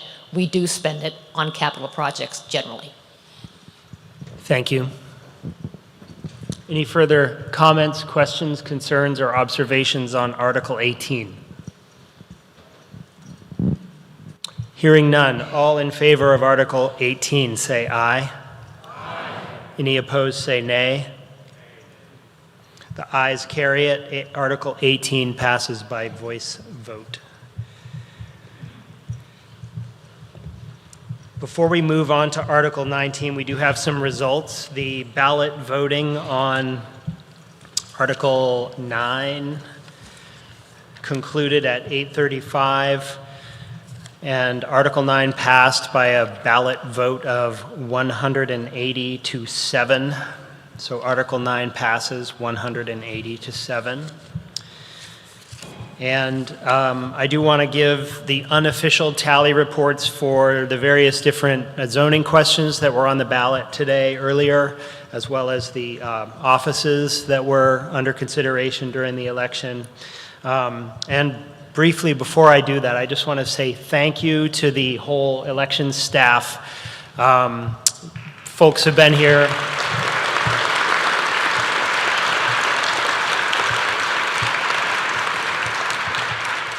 The day begins for this crew. Many of us at about 5:15 this morning. There's a lot of setup that goes on, and you've watched sort of in the background the whole apparatus for the election get disassembled while the counting was going on all of these offices, and it's really just a wonderful thing to be a part of, so thank you, everybody. With respect to the ballot counts tonight, we had about 1,610 Hanover voters voted today by ballot. And for Select Board, Kerry Callahan renewed his term by a vote of 1,216 to 8. Jenny Chamberlain renewed her term by a vote of 1,180 to 8. For moderator, Jeremy Eggleton secured a new term at 1,293 to 8. Thank you. Who are these 8 people, right? For the Etna Library trustee, Elizabeth Stores, Phoebe Stores, 1,325 to 8. For the trustee of the trust funds, Kari Asmus was reelected at 1,281 to 8. For the supervisor of the checklist, Allison Gorman, reelected 1,306 to 8. For cemetery trustee, Petra Sargent, reelected 1,299 to 8. For Article 2, the first zoning article passed, 1,261 to 26. Article 3 passed 1,247 to 247. Article 4 passed 1,250 to 203. Article 5 passed 1,273 to 204. Article 6 passed 1,376 to 114. And Article 7 was defeated with the no voters voting 816 to yes voters voting 792. So a very close race there.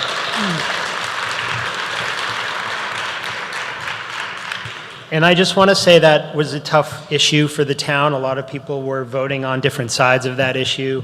And it was a debate that was conducted with a lot of comportment, and I appreciate that. And lastly, those figures represent the unofficial tally that I have. The official final results will be finalized late tonight and posted tomorrow on the Hanover website, as well as on the window at Town Hall. So thank you very much.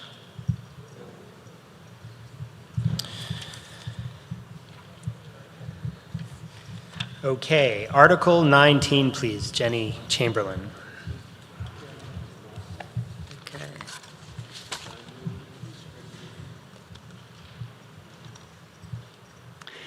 Can I move to restrict reconsideration of all previously approved warrant articles? So there's a motion on the table to restrict reconsideration of previously approved warrant articles. Do I have a second? I see a second. Any discussion, debate, comment? So New Hampshire law allows for the body to move to restrict reconsideration of articles that have already been voted on and passed. I think if I can venture a guess or an opinion as to policy-wise why that is, as meetings go late into the night, you don't want essentially a different body deciding things differently later in the meeting than decided them earlier in the meeting. And so the body takes the position that they shouldn't be reconsidered tonight. So if there's going to be reconsideration of those issues, it would have to be renoticed, correct? Thank you. Under a special meeting to follow.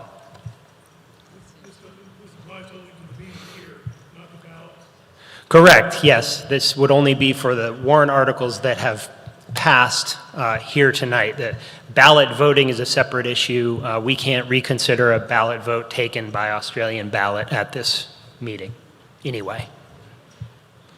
Any further comments or questions on the motion to restrict reconsideration of previously passed articles? So that would be, 8 through 18 for this meeting. Hearing none, all in favor say aye. Aye. Any opposed say nay. The motion passes, so there will be no reconsideration of Articles 8 through 18 at this meeting. Thank you. Okay, Article 19, Ms. Chamberlain. Hi. To move to use, to see if the town will vote to authorize the select board to enter into a lease agreement for a term not to exceed 20 years for the use of a portion of town-owned land located at 221 Lebanon Street, Hanover, New Hampshire, for the placement, operation, and maintenance of a telecommunications tower and related equipment, together with necessary access and utility easements, with the option to renew the lease in successive 5-year extensions after the initial term, upon such terms and conditions as the select board determines to be in the best interest of the town, and to authorize the select board to execute all documents necessary to effectuate this lease, with all lease revenues to be deposited in the town's general fund unless otherwise designated by vote of the town. Thank you. Do I have a second on Article 19, please? Article 19. Thank you. Second in the middle there. Comment? Yeah, so you might be wondering why we would want to lease a part of land for a telecommunications tower. Does anyone have a guess? Take out your phones. Yes. And then Okay, let us yes, know. this is to provide better cell phone service throughout the downtown. Where is the location? If we were to use this aerial view, this is Medical Center. Oh, you can't see my arrow. The yellow dot is slightly above Medical Center Drive. For those who are familiar with the recycling facility that's run by Dartmouth on leased land by the town, it's in that general area to the west of that site, behind basically the hill. So Guile Hill is the in the foreground in front of that yellow dot to the right. A zoom in area photograph shows you the recycling facility that Dartmouth runs, and in the rear you see the location of the easement area for the tower location. I'm happy to go on as to why we landed here and what this area provides for coverage. We had a consultant come in, look at all of our lands within the town, focusing in the downtown primarily. We looked at our water tanks, we looked at our buildings, we looked at all locations. None of them would have satisfied the need for a tower that meets this coverage requirement. The 700 megahertz range provides full coverage of downtown in bright green, meaning that's the highest access available. It allows for internal use of cell phones in buildings and extends the area significantly. The high data, high frequency, or 1900 megahertz band, you see the area shrink. That hollow behind the mountain, if you will, down by Buck Road, that white area is a shadow area created by that hill.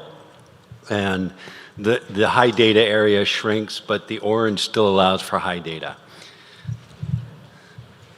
Oops. Happy to answer any questions. Yes, ma'am, here in front. And Carper, I live at Guile Drive right by the yellow dot, and we're the only residential area right there.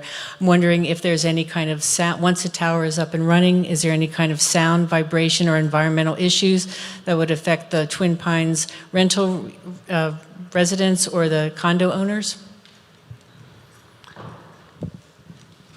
The only noise that would be generated from this site would be the testing of an on-site generator if one is deployed by the tower company. I suspect it would be much quieter than the surrounding use by Dartmouth College. And how frequently would that be? And how frequently would that be is the follow-up question. A generator test is generally once a week for 15 minutes, and it's programmed generally to coincide at a time where it doesn't disturb sleep and other things. All of our generators, we have a dozen, are tested weekly.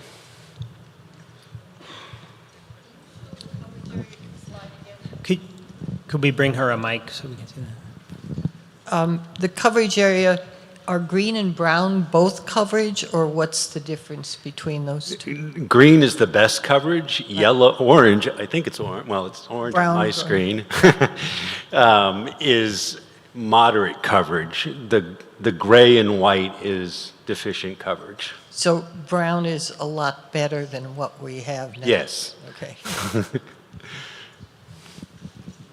Further comments, questions, concerns? Yes, here in the middle. Yep, I see you, sir. Wait a second. Bruce Franks, Hanover. What's the revenue in for this project? That's up to negotiations with the tower provider. It's not an extreme amount of money. Well, I think that's a critical comment or a critical question for this vote. Because if we don't know what's going to financially benefit us, everything becomes not a proven point. So I guess we start with the premise that we have poor cell coverage, and that's the goal, and we will get some revenue. The numbers per carrier, it's calculated based on the number of carriers. The first spot on the tower will be for our safety communications, so the whip antenna on Town Hall will be removed, and our communication system will be improved. The second location would be Verizon or AT&T, SafeNet, which is our cell phone service for our emergency service providers, police and fire, statewide, is on AT&T, and they will mount on this tower. And then Verizon will go on this tower at some point. Our hope is as soon as it's up. The revenue stream will probably be between $1,200 and $1,500 per month per carrier. It's not a large amount. What about a 20-year lease? That also opens a question as to whether cell towers will even be in operation in 10 years. What happens if that occurs? They will remove it if there's no need. They will not move forward without a 20-year lease. They are assuming all cost liability.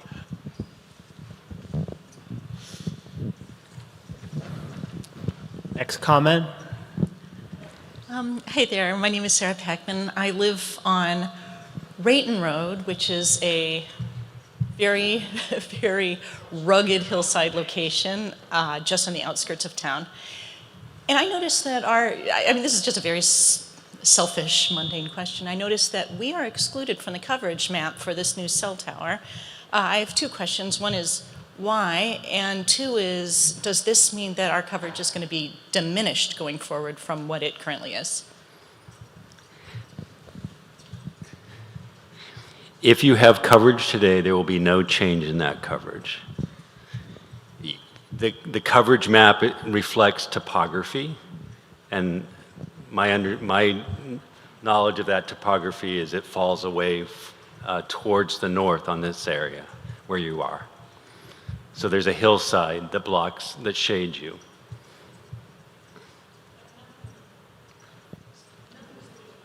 Nothing's going away. Did everyone catch that? The comment was wanting to make sure that if you have cell coverage now, it doesn't disappear with the installation of this new tower. Yes, sir. Just a brief question. For the consumer carriers, was I hearing you right that the goal is to have Verizon and AT&T? Is their goal also to have T-Mobile? Yes. Okay. Thank you. The tower has capacity for 4 providers. Comcast is not a cellular provider. It is cable. Yes. Yeah. Oh. I just, hail See you up season there. on Etna Road. I just want to thank you. I've never been so excited for a warrant issue before, so whoever made this happen, thank you. As popular as JV hockey, I gotta say. Hi, my name is Soraya Knight, and I live at Guile Hill, so I'm right in this neighborhood. So I'm wondering a couple of things. So absolutely, yes, the cell coverage there is pretty terrible. My phone calls always drop when I hit my driveway. But I'm wondering, what did you choose this location, and did you look at the area behind the Public Works Department, which is right across the street? And I'd also like to disagree about the noise. We would definitely hear the noise. We brought in a company to evaluate all of our assets. They looked at Public Works. They looked at Town Hall. They looked at our parking lots. They looked at Parks and Rec. They looked at Summer Park. They looked at all of our water tanks. The combination of topography, the location, and the height of the tower that we could accommodate on this site made this site the preferred location.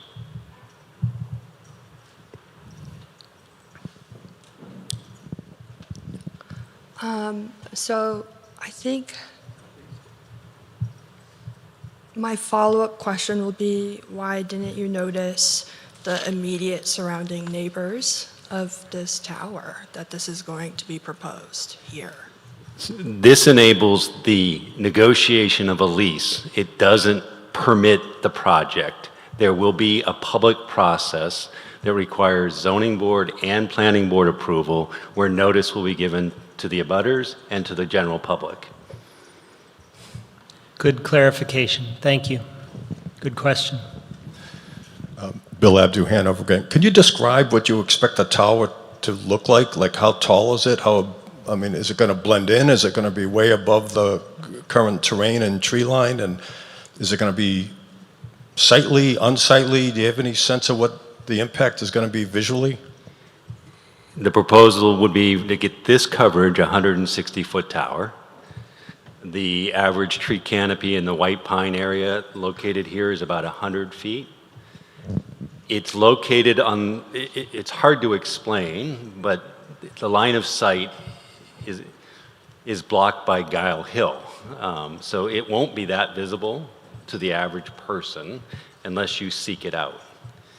I'm not suggesting that we make it look like a fake pine tree. What I refer to as the toilet brush approach. And I don't make light of it, but the reality is we have poor coverage in the downtown and on Greensboro Road and Etna Road and elsewhere. And this is the select board's opportunity to move forward with one of their OKR's objectives and key results. Any further comments, questions, or concerns? In front, ma'am. From the map, it looks like you're covering more of Vermont than you are Hanover. I'm not in the coverage area. Yep. Did you consider a second location in the white zone? This map does not reflect all the other coverage we have. For example, the white church in downtown has coverage. The challenge with all of this is topography. Hanover is not flat. Where you drop into hollows, you can see the riverfront, for example, the white area.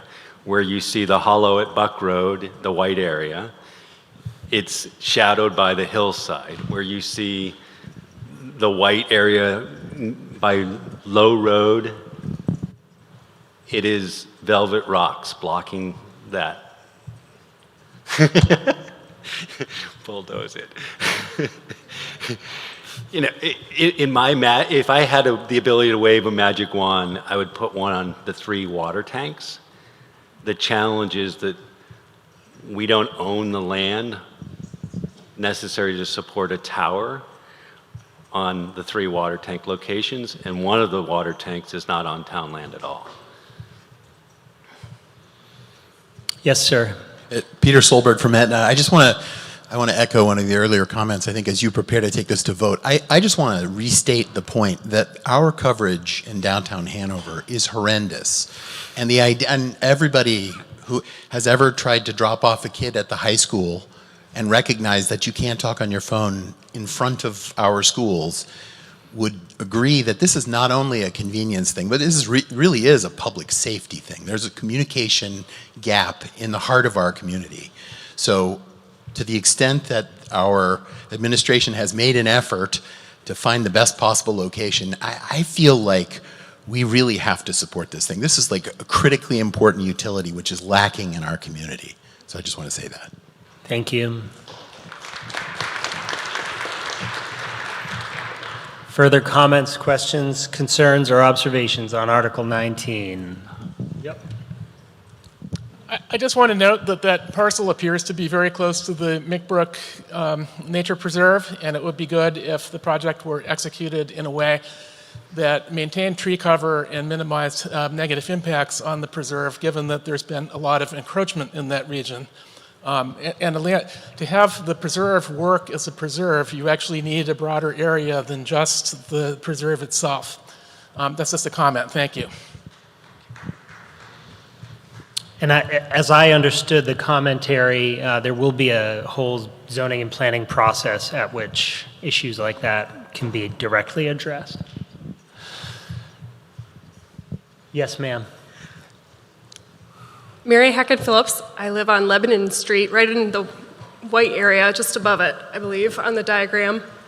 My question is, was there any consultation with Dartmouth Medical Center, given that the flight of the Dartmouth DART helicopter flies right over that space? And I just want to make sure that they were part of the decision-making process, at least for the initial consultants. Were they aware of the flight path? The FCC licensing requirements go through an FAA review, so we will get through all of those issues. The question is a fair question. The height of this tower does not trigger a flashing red light. However, we may need to identify it for DART. Any further comments, questions, concerns on Article 19? Yes, ma'am. So I'm hearing all the processing and committees. Are we going to have this in 2 years? When might we have this? If it's approved tonight, the select board will direct me to negotiate with the tower company, and we will move it forward as fast as we can. The tower company is prepared to move as fast as they can through our permitting process.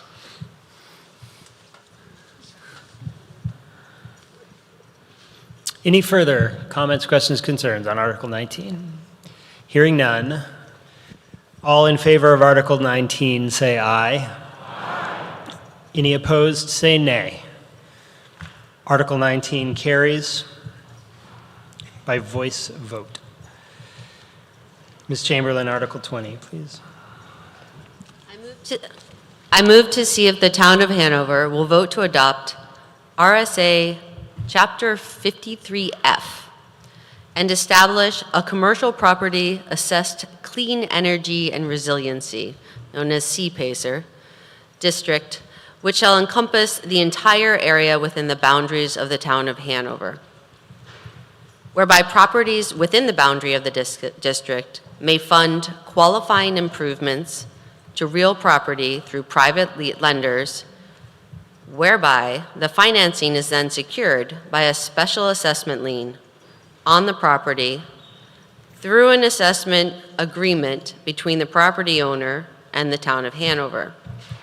And further, to authorize the select board to execute all documents and perform all municipal functions in accordance with RSA Chapter 53F. And further, to authorize the town of Hanover to enter into special assessment agreements with qualifying property owners. Thank you. Do I have a second? Seconded for debate.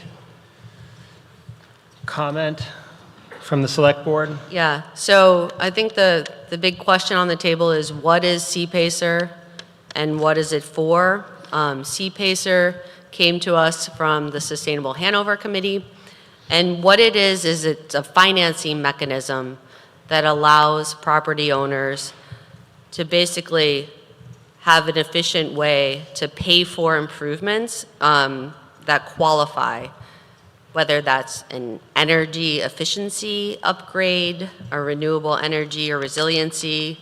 They can take lead out of water. They can update other drinking water stuff or soil or air quality.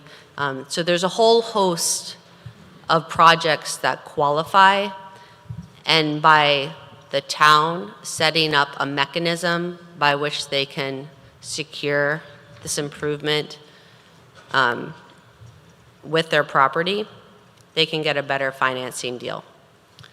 So it kind of encourages this type of investment by property owners in our town. Thank you. Any comments, questions, observations, concerns about Article 20? Yes, sir. Mr. Fischel.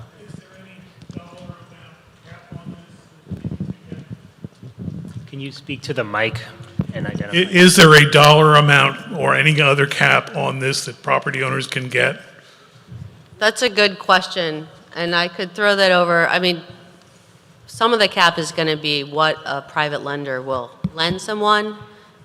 That's going to be relative to what the improvement is worth. So it's secured by a lien and, I mean, like a regular loan. Point of clarification first. This applies to only commercial properties and nonprofits in the town, not private residents. Secondly, it is a tax lien on the property that runs with the property, not the owner. So that's the mechanism that we're opening up. Third, in 2016, the town of Hanover was the first town in the state of New Hampshire to adopt CPACE, but there was no financing mechanism in place to make it a viable program. The statute's been modified. They now have a program in place that will fund these programs, and our obligation is simply to lien the property. It's zero cost to the town, enabling commercial properties to become more energy efficient. So if there's some runaway cost, the town is not on the hook for it. Correct. Thank you. Mr. Fischel in the front row. So I read 53F, and I did see that loans can be up to 35% of the value of the property, and they can be 30-year loans. And I guess that one of the advantages of this program is that commercial properties could rent or loan money at a lower rate. But that's in part because the town is then on the hook should anything happen, that we would be the ones that would need to pay it by going through the process of making the property owner sell the property. So I guess it does seem to me like we would be on the hook if over the period of that 30 years something were to go wrong with the loan. I guess my question, and I have to say it's getting really cold in here. It's been cold all day. Yeah, so whether or not that was something that the select board discussed when deciding whether or not to put this on, on the warrant for us tonight. And I guess I had a question, but I really am getting cold.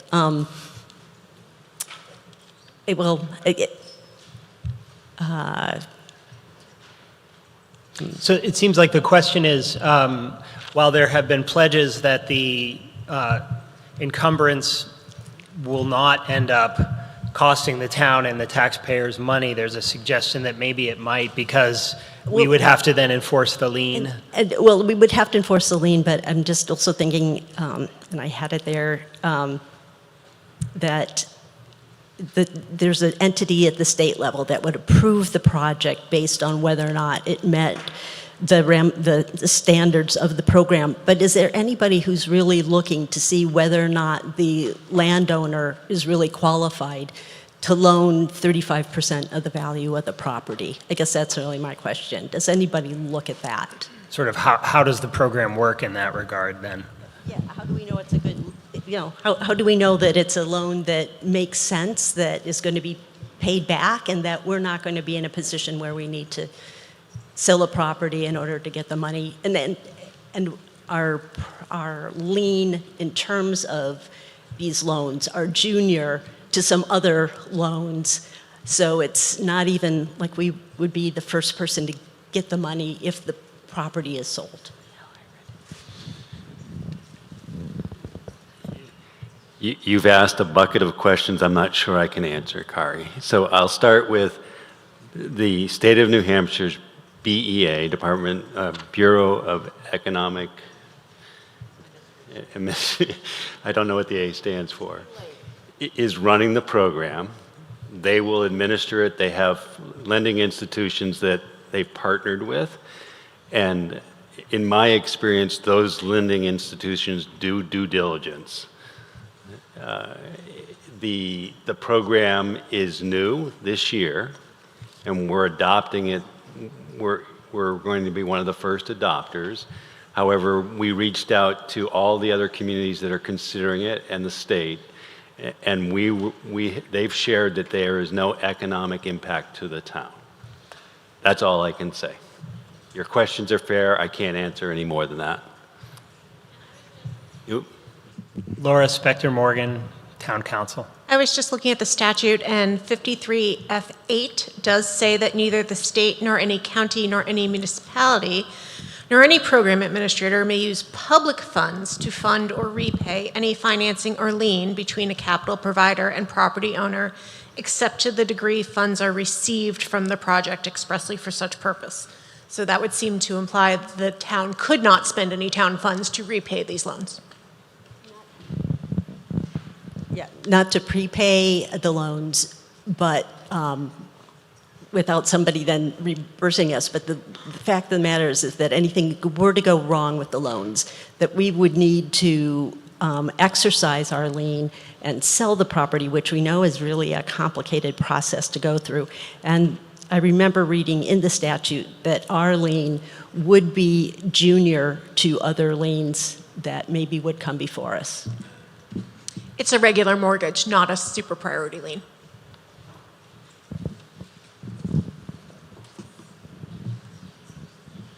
In the article, it says the town could enter into special assessment agreements.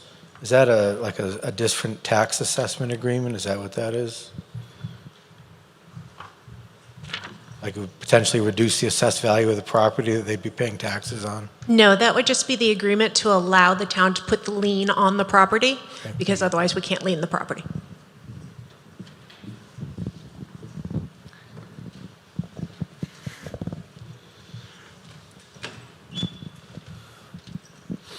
Thank you. Does this affect the assessed value of the property at all? Does it decrease it? Does it?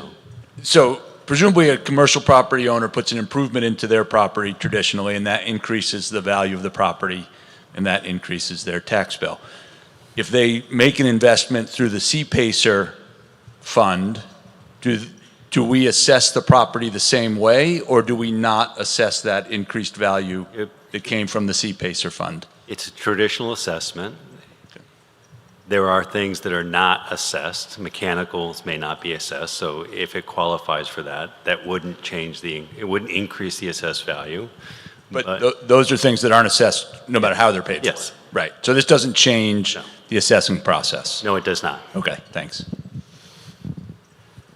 Okay, any further comments, questions, concerns, observations on Article 20? Article 20. Hearing none, all in favor say aye. Any opposed say nay. Carries by voice vote.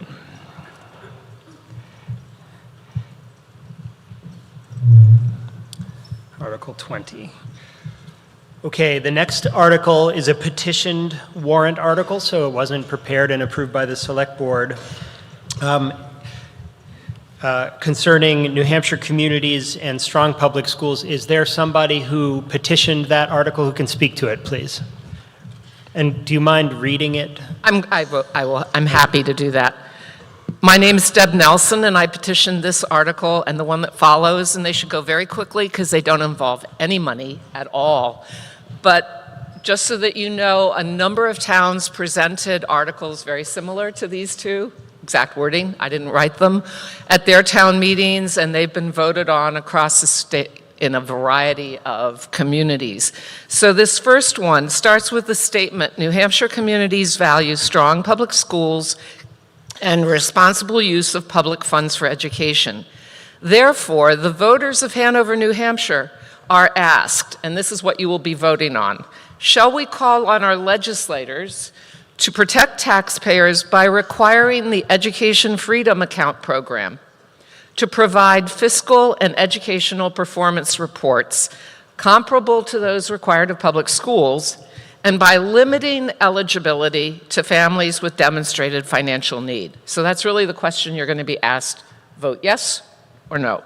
This question is raised because state legislators recently removed all income limits from the Education Freedom Account program, or vouchers, expanding it significantly beyond its original purpose. Please stick to the language. Okay. Thank you. These changes added tens of millions of dollars in costs, while the program provides limited public information on how funds are spent or if educational standards are being met. The voucher program is projected to cost $110 million over the next 2 years, with no new revenue sources identified. This directs public funds to private education without reducing the expenses public schools are constitutionally required to cover, increasing pressure on local property taxes. Be it further resolved that the Hanover Select Board shall send the results of this vote to the governor and all members of the general court representing Hanover within 30 days of this vote. Thank you. Do I have a second on petitioned warrant Article 21? Thank you, here in the front row. Any comment, questions, concerns, or observations? Yes, sir. Franks again. I attended the educational seminar presentation that the school district provided several months ago, and I found that very rewarding as a reinforcing point to positively act as a community on these problems. And it was interesting also for me to see the lack of attendance at that session. And I think we all have education high priorities, and I think we should give them the support also of hearing how they're addressing significant cost issues, significant increases, and not lowering the standards of education, rather improving them. So if we contrast what they want to do, I say it's a good model for communication. And I encourage more of us to attend all of these sessions. And I think you're speaking about the school board, the school district's information session that was held on a Saturday in March. Is that correct? Right here at Hanover High School? Yes. I was also there, and I heartily agree with the sentiment. It was a really informative session, in particular by the school district. Thank you. Yes, sir, up here.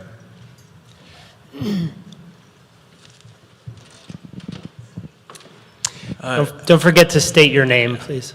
I'm Trace. I go to Dartmouth. Trace, last name, please. Ribble.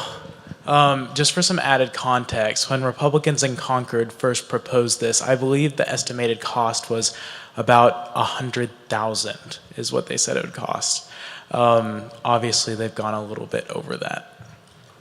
Thank you. Further comment, questions, concerns, observations on Article 21? Representative. Representative Mary Hacken Phillips of Lebanon Street. I did make a statement, I believe, during last year's town meeting, suggesting that this could be a powerful tool that I could use when I go to Concord and advocate on the Division II Committee of the Finance Committee in the House, which oversees educational spending for public schools and this EFA program. The communities around the state who voted in, I believe earlier in March, that passed this represent both deep red districts and deep blue districts across the state. So it is a bipartisan issue to have some sort of accountability tool on this program that seems to be running off the fiscal rails at the state level. So I guess as a personal plea, I would appreciate having that tool to say my community believes in this article when I'm at the negotiating table, which I hope, again, will be this, this coming January. We anticipate this program to actually exceed the amount that you see on the screen here of the $110 million. And there is no oversight in a way that is publicly available that shows how much this, where these funds are going, for what uses, and it's really important for the state to be able to provide that information to its voters and to its citizens.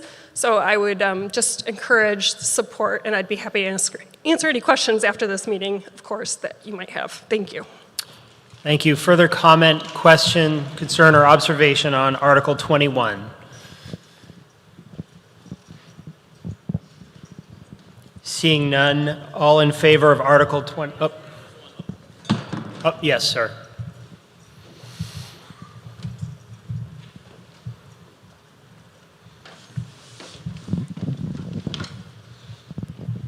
I just have a question. Can you give us your name, please? Jonathan Tucker. I live on Choates Road. I have a question about these vouchers. They are being appropriated and can be used for religious education. Is that correct? Mary, maybe you can respond? Yes. I can tell you. Yeah, go ahead. Yes, they go to religious schools, they can go to private schools, and close to 95% of the students who receive the money were not in public schools in the first place. Okay, that answers my question. Thank you. Another question up top? I just have a question about procedure. Like, when I see these petitioned articles, sometimes I wonder, why aren't we voting as a town on our ballot so that more of us as a town can be behind this versus the people who have childcare or whatever it is? I just wonder, so. Thank you. Comment? So in New Hampshire, the Australian ballot content is prescribed by state law. So offices and zoning changes, typically legislative changes. Thank you. Further comment, questions, concerns, observations on Article 21? Seeing none, all in favor of Article 21 say aye. All opposed say nay. The ayes carry, Article 21 carries.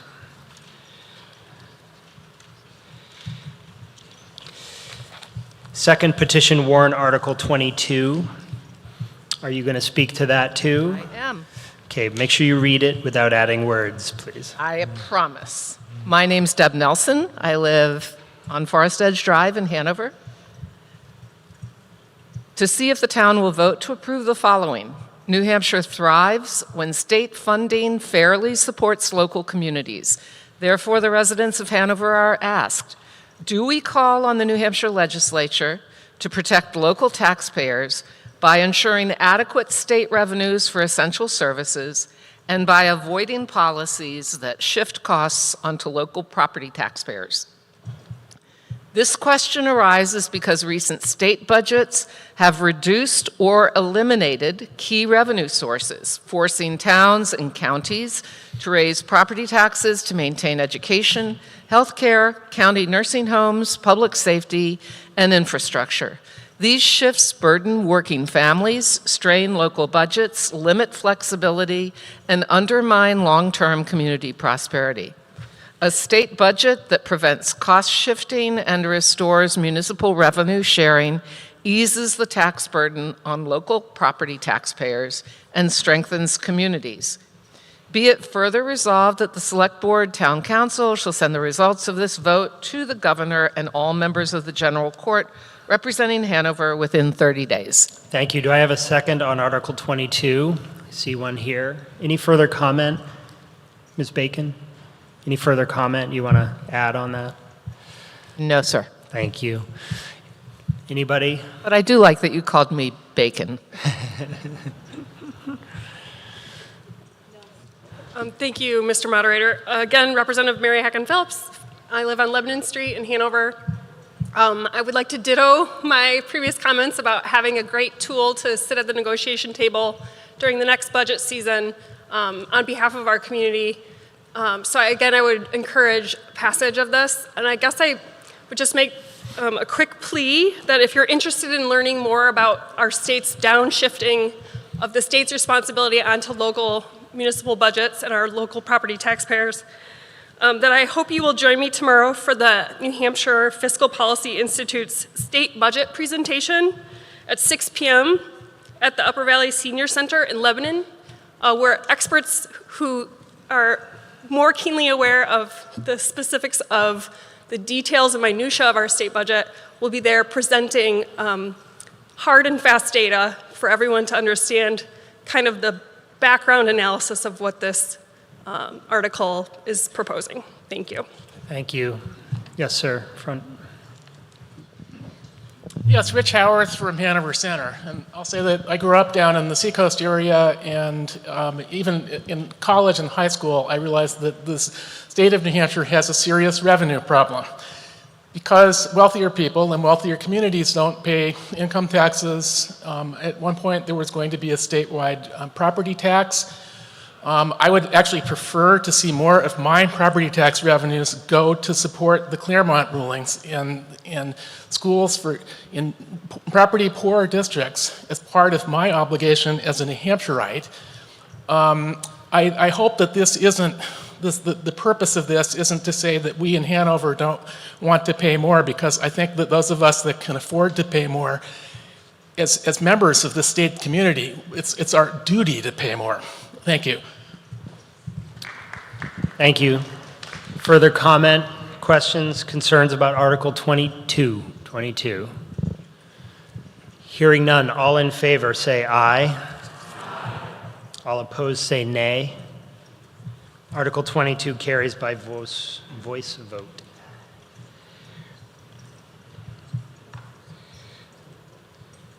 Okay, Article 23 asks to transact any other business that may legally be brought before this town meeting. Yes, sir.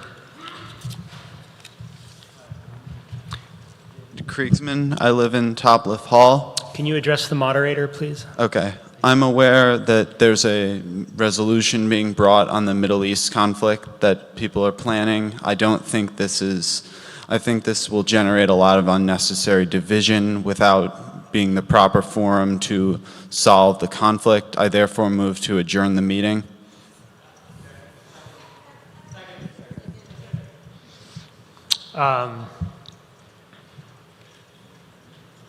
So we have a second. We have a motion on the table and we have a second. Any debate or discussion concerning the motion to adjourn? Yes, sir. Yes, ma'am. I would like to give everyone an opportunity who wanted to come and present something to this once a year to this. Can you hear me? So I'm not sure what's going to be presented, but I just think we should let them speak because we're here. It's cold, but we all want to go home, but let's hear them out, please. So vote no. Yes.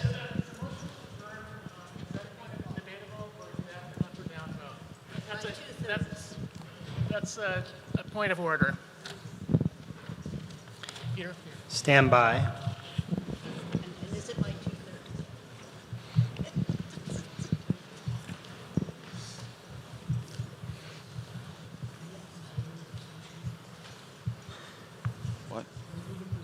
It's warmer.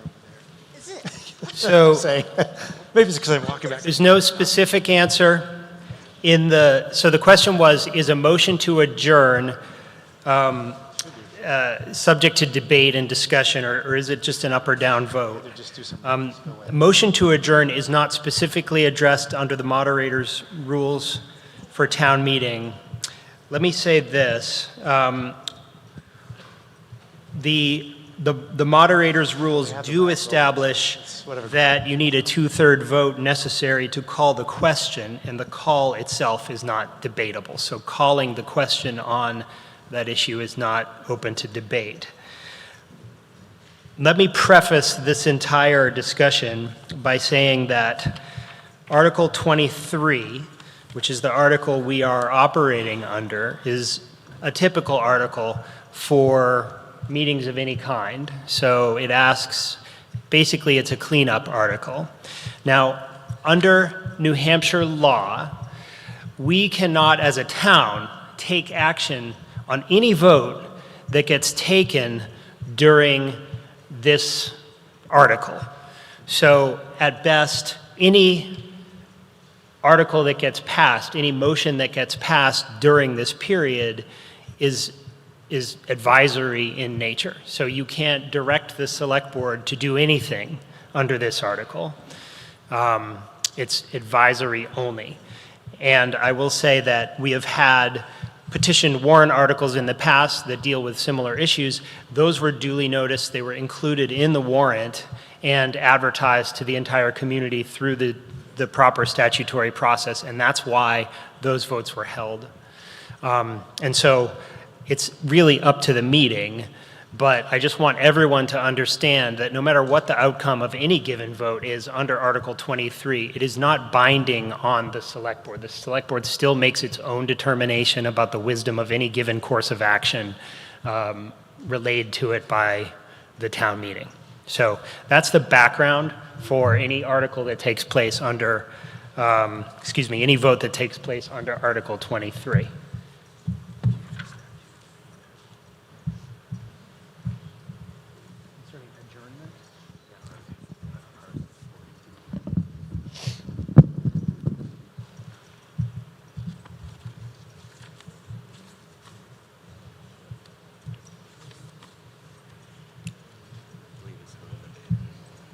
Non-debatable.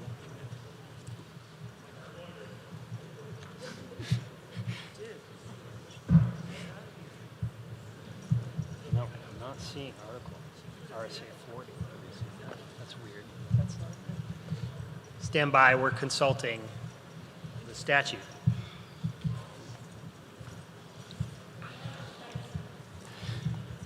There was a motion to adjourn and a second, so stand by.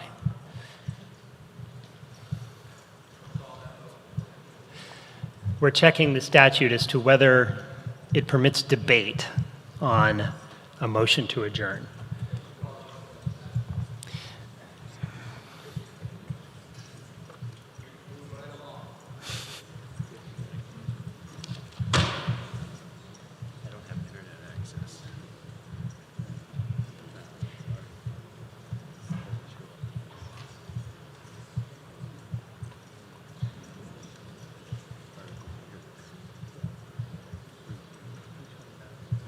Stand by, everybody.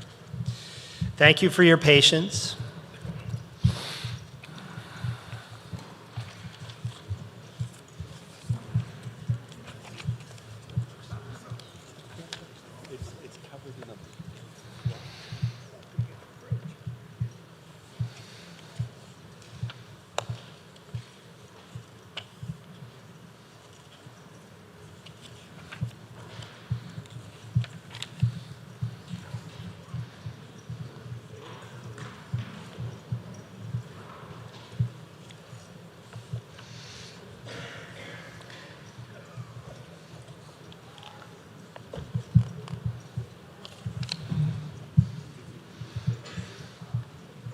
I don't see it. I don't see it, Rob. Consideration. Okay. So I'm going to allow 5 minutes of debate on each side of the question whether to adjourn. Go ahead, sir. I think she was standing there before. Yes, go ahead. Hi. Addressing the question whether to adjourn. I don't think that we should adjourn the meeting. Hi. State your name, please. Hi. My name is Zariah Knight. I live at 2 Granite Lane. I don't think we should adjourn the meeting. I would like to say what I have brought forward today. So the question right now is whether to adjourn, and that's what we're debating. Yeah, and I do feel like everyone should be able to speak, and as a previous commenter stated, this is a once-a-year meeting. I know that it is very late, so I do think we could keep all comments brief. And anyone is free to leave at any point, but I would love it if the meeting could continue. Thank you, sir. Hi, hello everybody. Name, please. My name is Joe Mazzaros. I live in Hanover. The reason why I believe we should not be adjourning this meeting is because there are practices in this community that I have witnessed which I believe suppress our ability to participate and carry out our civic duties in this democratic process. Let me tell you what I'm talking about. This morning, while I was outside of the polling place handing out information about this article, and carrying my 7-month-old daughter, I was photographed from some distance away by an individual who is affiliated with the other side of this issue. This made me feel pretty unsettled. I left, and I feel like this is not the direction that a democracy should be heading towards. I do not believe that we should be maintaining lists of our adversaries, taking photos of our adversaries. And I actually would wonder whether some of the groups who are assembled here today are directing community members to take photos of people who they disagree with. I wonder what these photographs are being used for. And I would just like to see that the town of Hanover move away from intimidating people from partaking in the democratic process, and instead we have a debate, a normal debate that is not based on intimidation and it's not based on procedural tricks, but rather on hearing out the community and hearing out what people have to say. Thank you. Over here. Hi, Jacob Markman, East Wheelock Street. I think we're all tired. We're not a foreign relations think tank. This is none of our business. I don't know. I think we all want to go home and enjoy the night. I think as the night wears on, I think this body becomes decreasingly democratic. The majority of people who were here for the actual meeting have left. This is a minority of the people and doesn't speak for the town of Hanover. The results are not particularly helpful in any way. So I think we should adjourn and let everyone just go on with their day. Thank you. Over here. Yeah. Hi, my name is Noor Bukhari. I live in North Park Street. I want to oppose this motion to adjourn. I think that whether or not you decide that this is an appropriate debate, we should actually get to debate it. And so shutting this down, I definitely do agree with my previous speaker that this is a procedural trick. I do like to, be polite about this, but that's the only way that we can characterize this maneuver. So I would like to continue debate, and I think many of us here would like to continue debating on this issue and get to say what we came to say here today. On the Thank you. substantive issue. Yes. Yep. Next. My name is Martin Mosdahl, a resident of Low Road.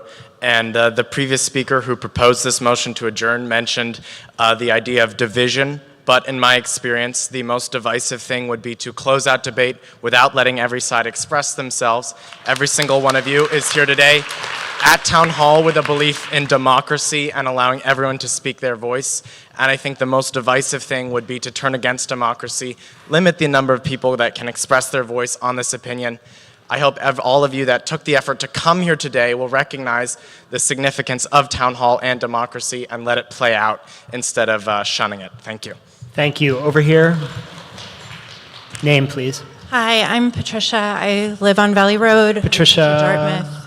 Dartmouth. I just want to say that I think it would Patricia, be... Patricia, Yeah. what is your last name? Oh, Stolke, sorry. Thank you. I just want to say it would be a mistake to adjourn the meeting. Obviously, the town of Hanover should be a place where everyone can come to town meeting and feel welcome to speak. I also want to just note that there's obviously been a lot of prejudgment of a motion or of a discussion that no one has even heard a presentation on. So if we would like to decide if Hanover is the place to have or not have or think about this issue, even though we have not yet have the issue defined, perhaps we should just have that discussion. Thanks. Next in line here. Hi, my name is Rowan Wade. I live at 9 School Street. I just want to say that people have been putting a lot of work into this motion. People have been coming out, canvassing our community, engaging with our community, talking to people, which is what we should be doing in a democracy. We've been sitting here for hours, just like everyone else has, and we should be able to have our voices heard. We've also been at the polls since 7 a.m. this morning. I know everyone's tired, we are too, but our voices should be heard. Thank you. Thank you. Here. Hi, my name's Oren Polisher-Canal. I'm a resident of West Wheelock Street. I think there's been a lot of talk about democracy and voting, and I think that's really important. But I also think that in order for a democracy to function, people need to receive prior notice of what we're going to be voting about. And so to vote on something that's important to all of us without other residents having heard about what we're even voting about, that this is going to be an issue on the warrant, it's a time, it's a place for the next year's meeting when these the proposers of this article are able to get it in time so that it can be on the warrant. Next. Hi. Ramsey, I'll shake Tuck Drive. Surprisingly, I would like to reiterate something Oren said, which is I find it weird that we're talking about a statement which we don't know yet. Maybe other people have an impression, but I don't think the proposal has been formally presented. Some individuals might characterize it as, in their personal assessment, having no connection to Hanover. I'm sure many others feel that it does have a very direct connection to their lives here, as judging by the clapping. So I find it strange to try and shut down a motion before we know what it is, when very clearly this is an issue of import to many members of our community. Thank you. Thank you. Over here. Hi, my name is Eli Hatton. I live on East Wheelock Street. I would like to oppose this motion. I think that sort of the premise that's been brought up by some people on the other side, that we're either tired and want to go home or would not like to debate a divisive issue, is frankly lazy and misses the point of why we're all here. All of you took a large amount of time out of your day to come here, and it's very great that you did. It's very important that we sort of vote on issues as a community. And so to adjourn this meeting would be to defeat the whole purpose of why we all decided to be in this random high school gym at 10:08 p.m. So thank you. So I'm going to hear the rest of the folks here on the question of the motion to adjourn, and then we're going to hold the vote. Okay? So go ahead. Hello. Briefly, if we can. Yeah, I'm Jonathan Tucker. I live on Choates Road.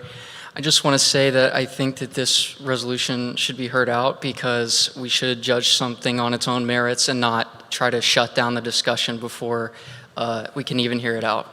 That's all I have to say. Thank you. Ma'am? Hi there. My name is Gabby Ross, and I'm on Main Street. Some have argued that like talking about this issue is a waste of time and always want to go home. I would say the fact that we are debating about adjourning this meeting is a waste of time in itself, and we should be able to hear what this resolution is about because some of us haven't even heard of it prior to this meeting. So I oppose adjourning the town hall meeting. Thank you, sir. My name is Issa Allison. I live off of Maynard Street, and I firmly believe that we should oppose the motion to adjourn because not having the opportunity to discuss, present, and then have debate on this motion disrespects democracy and disrespects what these people are here for today and why we voted in the election in the first place and came to this meeting today. Thank you. Next. Hi, my name is Kate Pressgrove. I live on East Wheelock Street, and I'd like to agree with Issa on this matter. I, as well as my friends, have, as has already been stated, been harassed for multiple days about this issue already, trying to suppress our voice, trying to suppress discussion, and honestly, what is this meeting for if not to discuss the issues that are currently plaguing the community? And with this substantial conversation surrounding the issue, I believe it's clear that this needs to be voted on and discussed. Thank you. Over here. Yeah. Trace Ribble, Tuck Drive. I'm just going to be honest because I think we all know the real motivations behind this motion to adjourn. Just because you don't like the content of someone's speech does not mean you have the right to prevent that. Thank you. Final word.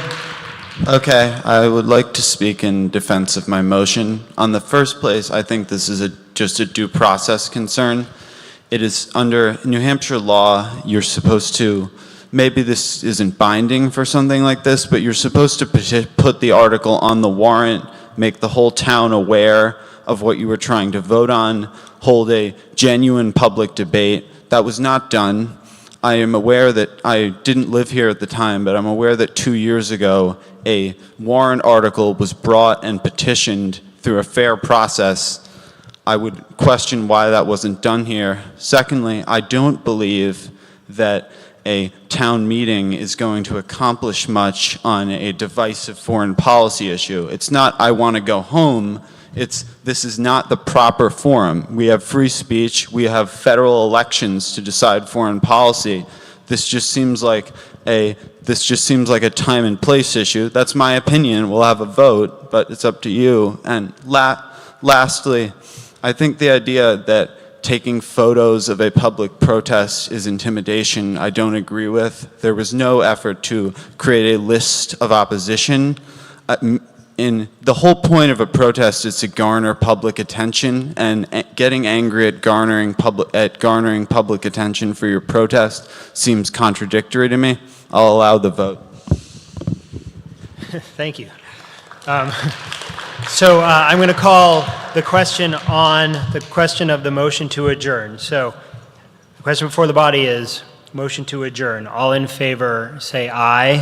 Aye. All opposed say nay. Nay. The motion fails. The debate will be held on the proposed motion.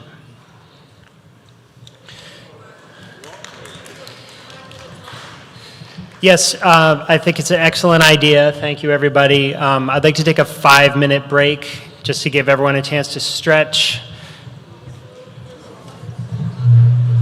Huh?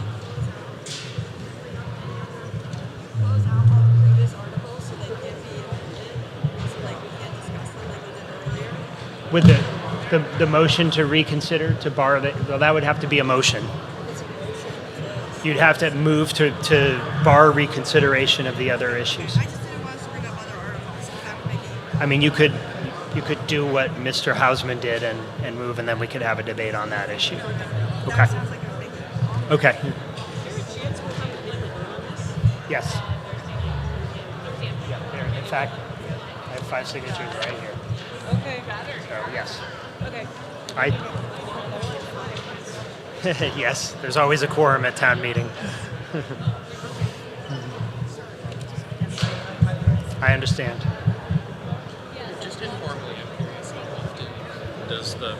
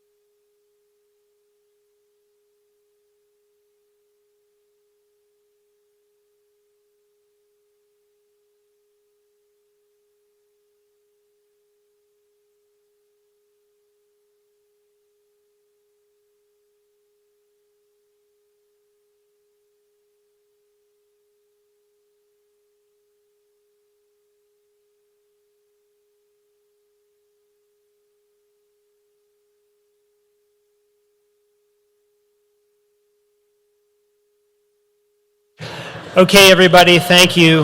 Please come back to your seats. Let's get the show on the road.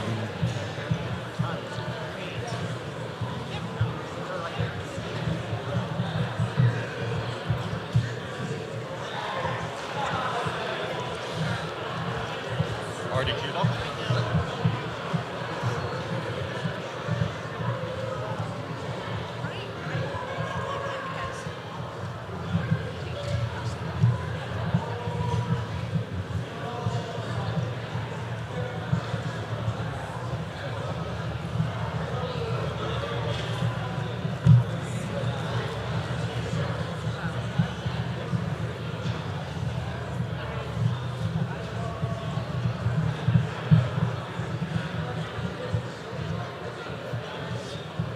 Okay, thank you. Bringing the meeting back to order at this time. Is there anyone else who would like to speak on Article 23? I move to declare a resolution. Say again? Yeah. I move to declare an article that I'd like to propose. You have to read it out. Whereas the town of Hanover has historically affirmed its commitment to human dignity, the safety of all persons, and opposition to violence and hatred in all forms. Now therefore be it resolved that 1. The town of Hanover affirms its commitment to opposing terrorism, anti-Semitic violence, and politically motivated violence wherever they occur. 2. The town condemns the actions of terrorist organizations, including Hamas, Hezbollah, and the Iranian Revolutionary Guard Corps, IRGC, which have engaged in violence against civilians, repression of dissent, and the promotion of terrorism. 3. The town condemns Hamas and the October 7th, 2023 terrorist attacks in Israel, during which more than 1,200 people were killed and civilians were taken hostage. 4. The town condemns the use of sexual violence and rape as weapons of war, including documented acts committed during and after the October 7th attacks. 5. The town condemns anti-Semitic violence, harassment, and intimidation directed at Jewish individuals and communities around the world in response to events in the Middle East. The town affirms that terrorism and anti-Semitic hatred threaten communities globally. Thank you. Do I have a second? Okay, I have a second. Any debate, discussion, opinion on the motion that was just read into the record? Yes, sir. We move that the town of Hanover adopt the following anti-terrorism pledge. Whereas the town of Hanover has historically affirmed its commitment to human dignity, the safety of all persons in opposition to violence and hatred in all forms, now therefore be it resolved that 1. The town of Hanover affirms its commitment to opposing terrorism, anti-Semitic violence, and politically motivated violence wherever they occur. 2. The town condemns the actions of terrorist organizations, including Hamas, Hezbollah, and the Iranian Revolutionary Guard Corps, which have engaged in violence against civilians, repression of dissent, and the promotion of terrorism. The town condemns Hamas and the October 7th, 2023 terrorist attacks in Israel, during which more than 1,200 people were killed and civilians were taken hostage. 4. The town condemns the use of sexual violence and rape as weapons of war, including documented acts committed during and after the October 7th attacks.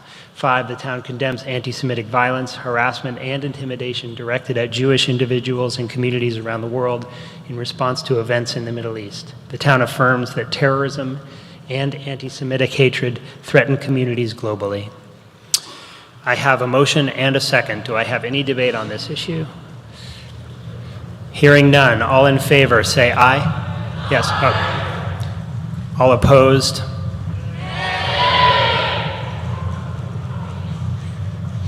I'd like to do a hand count, please.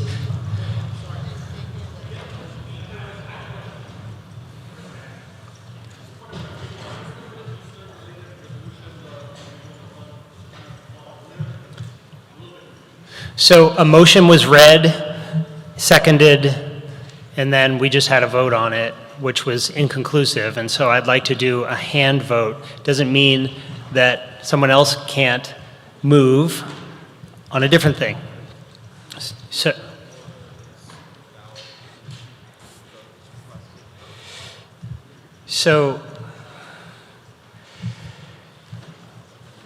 there's been a request a lawful request for a secret ballot on this motion.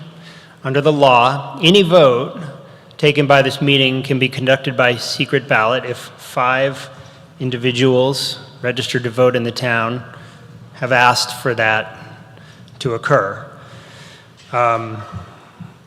Here's what a secret ballot entails, as you saw. So we will conduct a secret ballot. The polls will remain open for an hour, at the conclusion of which we will announce the results. 1 hour. I have 5 signatures for that. So by law, I would have to do that if the 5 individuals who petitioned for a secret ballot vote on this wanted to go forward. So that's how that works. Before we did that, however, what I would like to do before we got into the secret ballot vote is conduct a hand vote on these issues that we can count, because the voice vote was indeterminate, in my opinion. So, all in favor of the motion that was read, please raise your hand. Yes? I can't hear you, ma'am. Come down front, please. Speak into the mic.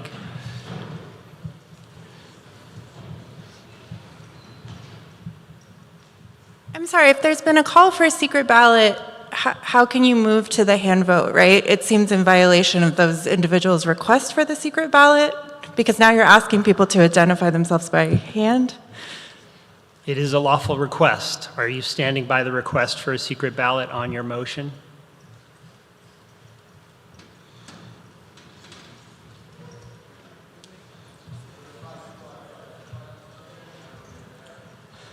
Yeah, I guess. Is David Kreibsman here? Yes. Is Darcy Roshkind here? Okay. Is Seth Winfeld here? Yep. Is Devin Upper here? Is Jacob Markman here? So we have 5 voters who have petitioned to hold a secret ballot. Excuse me.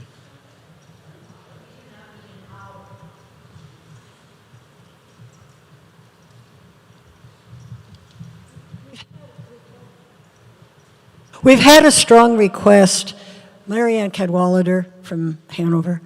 We've had a strong request to have a debate. If we look at our watches, we'll see what time it is. If the 5 people here want a debate, I would ask them to consider not asking for us to have a silent, have the debate, not make us spend our time voting right now. By secret ballot. Thank you.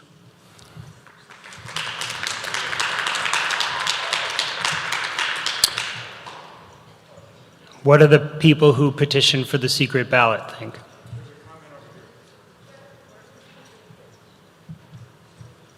It's simply the law, so it must be abided by if that is the request. I don't.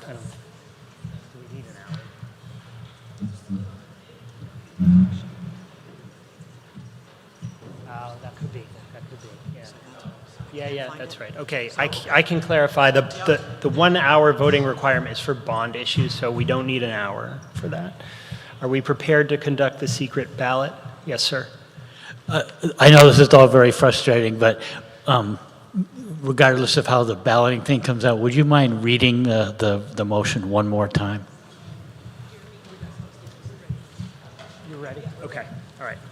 So here's what I'm going to do. I'm going to start the ballot voting on the motion that was read previously twice into the record.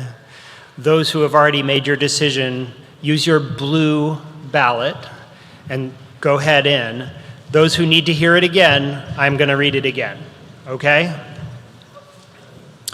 The motion on the table is, we move that the town of Hanover adopt the following anti-terrorism pledge.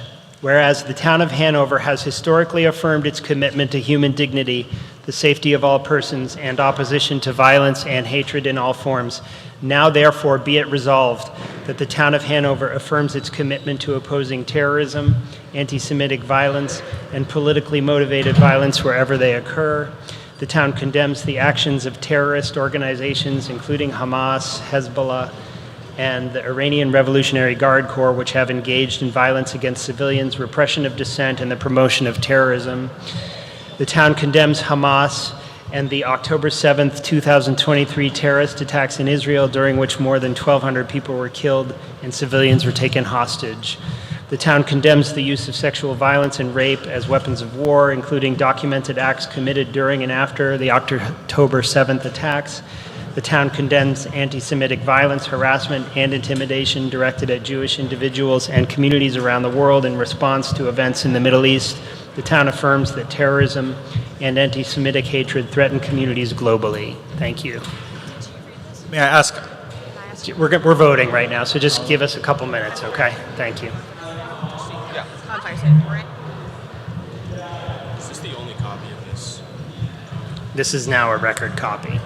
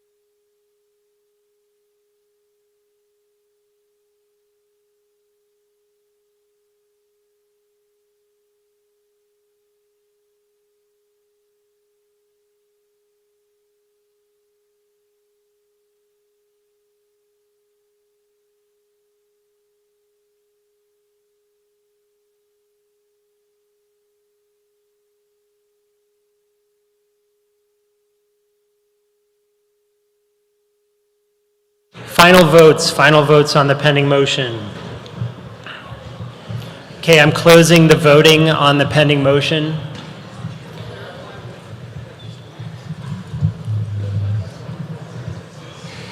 I have stated, so the question to me is, what does it mean that this, what would the select board do with the motion if it passes? And my answer remains the same. Any vote taken at this time under this article is purely advisory. So the select board will make its own decision about these issues at its discretion.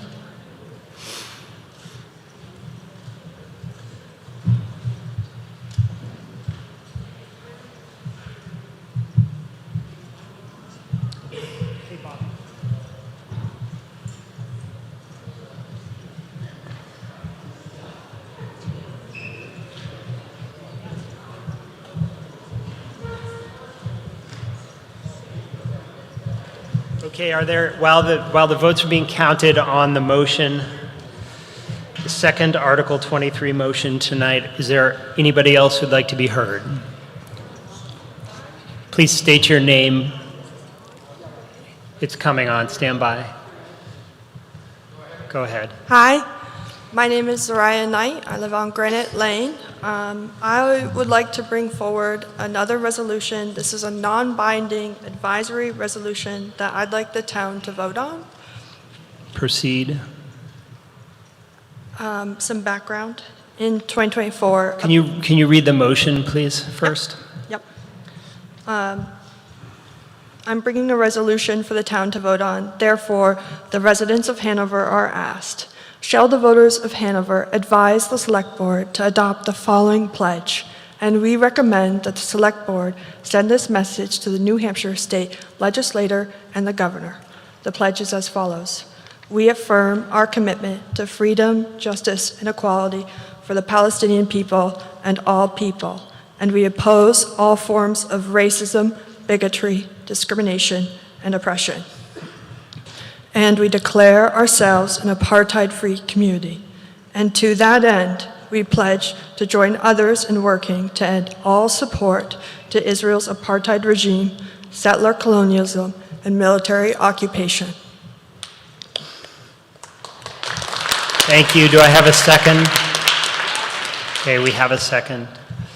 The background piece that I wanted to provide, I'll keep everything super brief.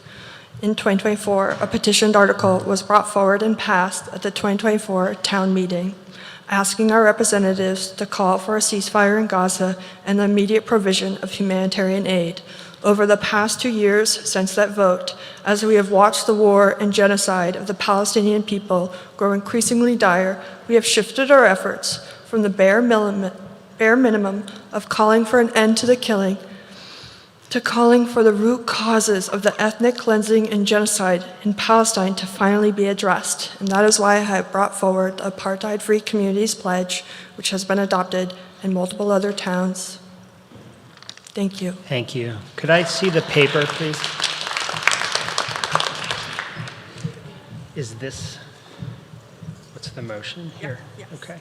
So I'm going to read it one time so that everyone hears it clearly.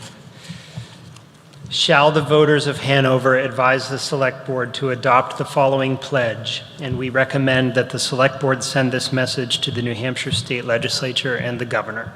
We affirm our commitment to freedom, justice, and equality for the Palestinian people and all people. And we oppose all forms of racism, bigotry, discrimination, and oppression. And we declare ourselves an apartheid-free community, and to that end we pledge to join others in working to end all support to Israel's apartheid regime, settler colonialism, and military occupation. Thank you. Go ahead. Hi, my name is Noor Bukhari. I live in North Park Street. I will keep this brief. I think that this resolution, and I support voting for it, really comes down to fundamentally making sure that the Hanover community affirms that we all should live with dignity. We should not have state laws that discriminate against people based on their ethnicities.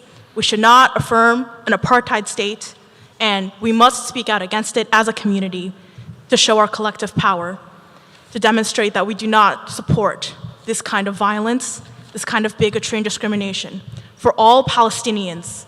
Palestinians in the West Bank, Palestinians in Gaza, Palestinians, citizens of Israel, and Palestinians in Jerusalem. We need to oppose all forms of oppression, including the suffering that our Palestinian siblings are experiencing. And so fundamentally, let's affirm the dignity of human life. Let's join NGOs like Amnesty International and Human Rights Watch in affirming and calling it what it is. Israel is an apartheid state. Israel is a settler colonial state that is based on the dispossession and continued extermination of Palestinians, and we should oppose that. Thank you. Next. Hello again. My name is Gabby Ross, and I live on Main Street. As Zariah said a little bit earlier, many of us experience indignation and horror to what's happening in Gaza since 2023, which subsequently year led us to pass the ceasefire resolution. The Party for Communities pledge is just an extension of that. It's calling for one, to join the other Party for Communities in the Upper Valley to condemn the Israeli apartheid, 2, to condemn racism and bigotry wherever it may be, and 3, that all humans deserve dignity, equality, and safety. My friends and I have been fundraising for family in Gaza. Maha Sabah is the mother I've been communicating with. Her husband is dependent on insulin to survive, but because of Israel's blockade, he can't get that medicine. Maha is a professor and English translator. She should be worrying about grading her students' papers or taking her students to school, but instead she is more concerned with bombing, starvation, and keeping her husband alive from a treatable disease. So as Americans, as taxpayers, our dollars are being sent to Israel, are being sent via military aid to cause more suffering to families like Maha's. But we don't have to support that, which is why I strongly encourage everyone today to say aye to the Party for Communities pledge and oppose the genocide in Gaza and oppose the ongoing military occupation of Palestine. Thank you. Thank you. Over here. Dan Rockmore, Hanover, New Hampshire. Recognizing the commitment of the people who brought this pledge to a vote, which I don't agree with the calling out of Israel, but I also know that you won't modify your language. So given that, I'd like to propose an amendment. Can I just do that straight? Yes. From here? Okay, so I propose an amendment which is consonant with the general principles that you've voiced about why you brought this motion. So again, consonant with things like equality and a right to live freely, and a lack of bigotry, lack of racism, all those things, safety, as our last speaker brought up. I now propose the following amendment, which is, as I said, consonant with those ideas. So I would like to propose an amendment that says that in addition, the town of Hanover adopts an anti-terrorism pledge. We affirm a commitment to stand against sectarian violence and terrorism. 2, we condemn the use of rape as a weapon of war, and in particular, that action as taken by Hamas on and after October 7th against Israelis. 3, we stand against the influence of the terrorist organization Hamas in Gaza, who is destroying their people. 4, we stand against the presence and influence of Hezbollah in the nation of Lebanon and their repeated actions of terrorist state-sponsored violence against the people of Israel. And 5, we also call out the Chinese government for sequestering the Uyghur people, documented 1 million people in internment camps who have no right to exercise their own Muslim faith. So that is my amendment that I would like to include with this. Thank you. Could I have the paper, please? So you're proposing this essentially as an addendum to the motion that was read. Thank you. No. Oh, you drafted this? Oh, I see. Yeah, I can. Sorry, let me get that for you.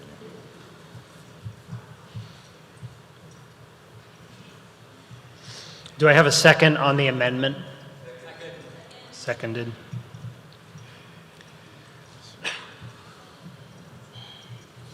It's all right. Sorry, everybody. I got those old dad fingers. All right, this has the text except for the call out of the Uyghur, which was the last part of it. Okay. So, but that's fine. Okay, so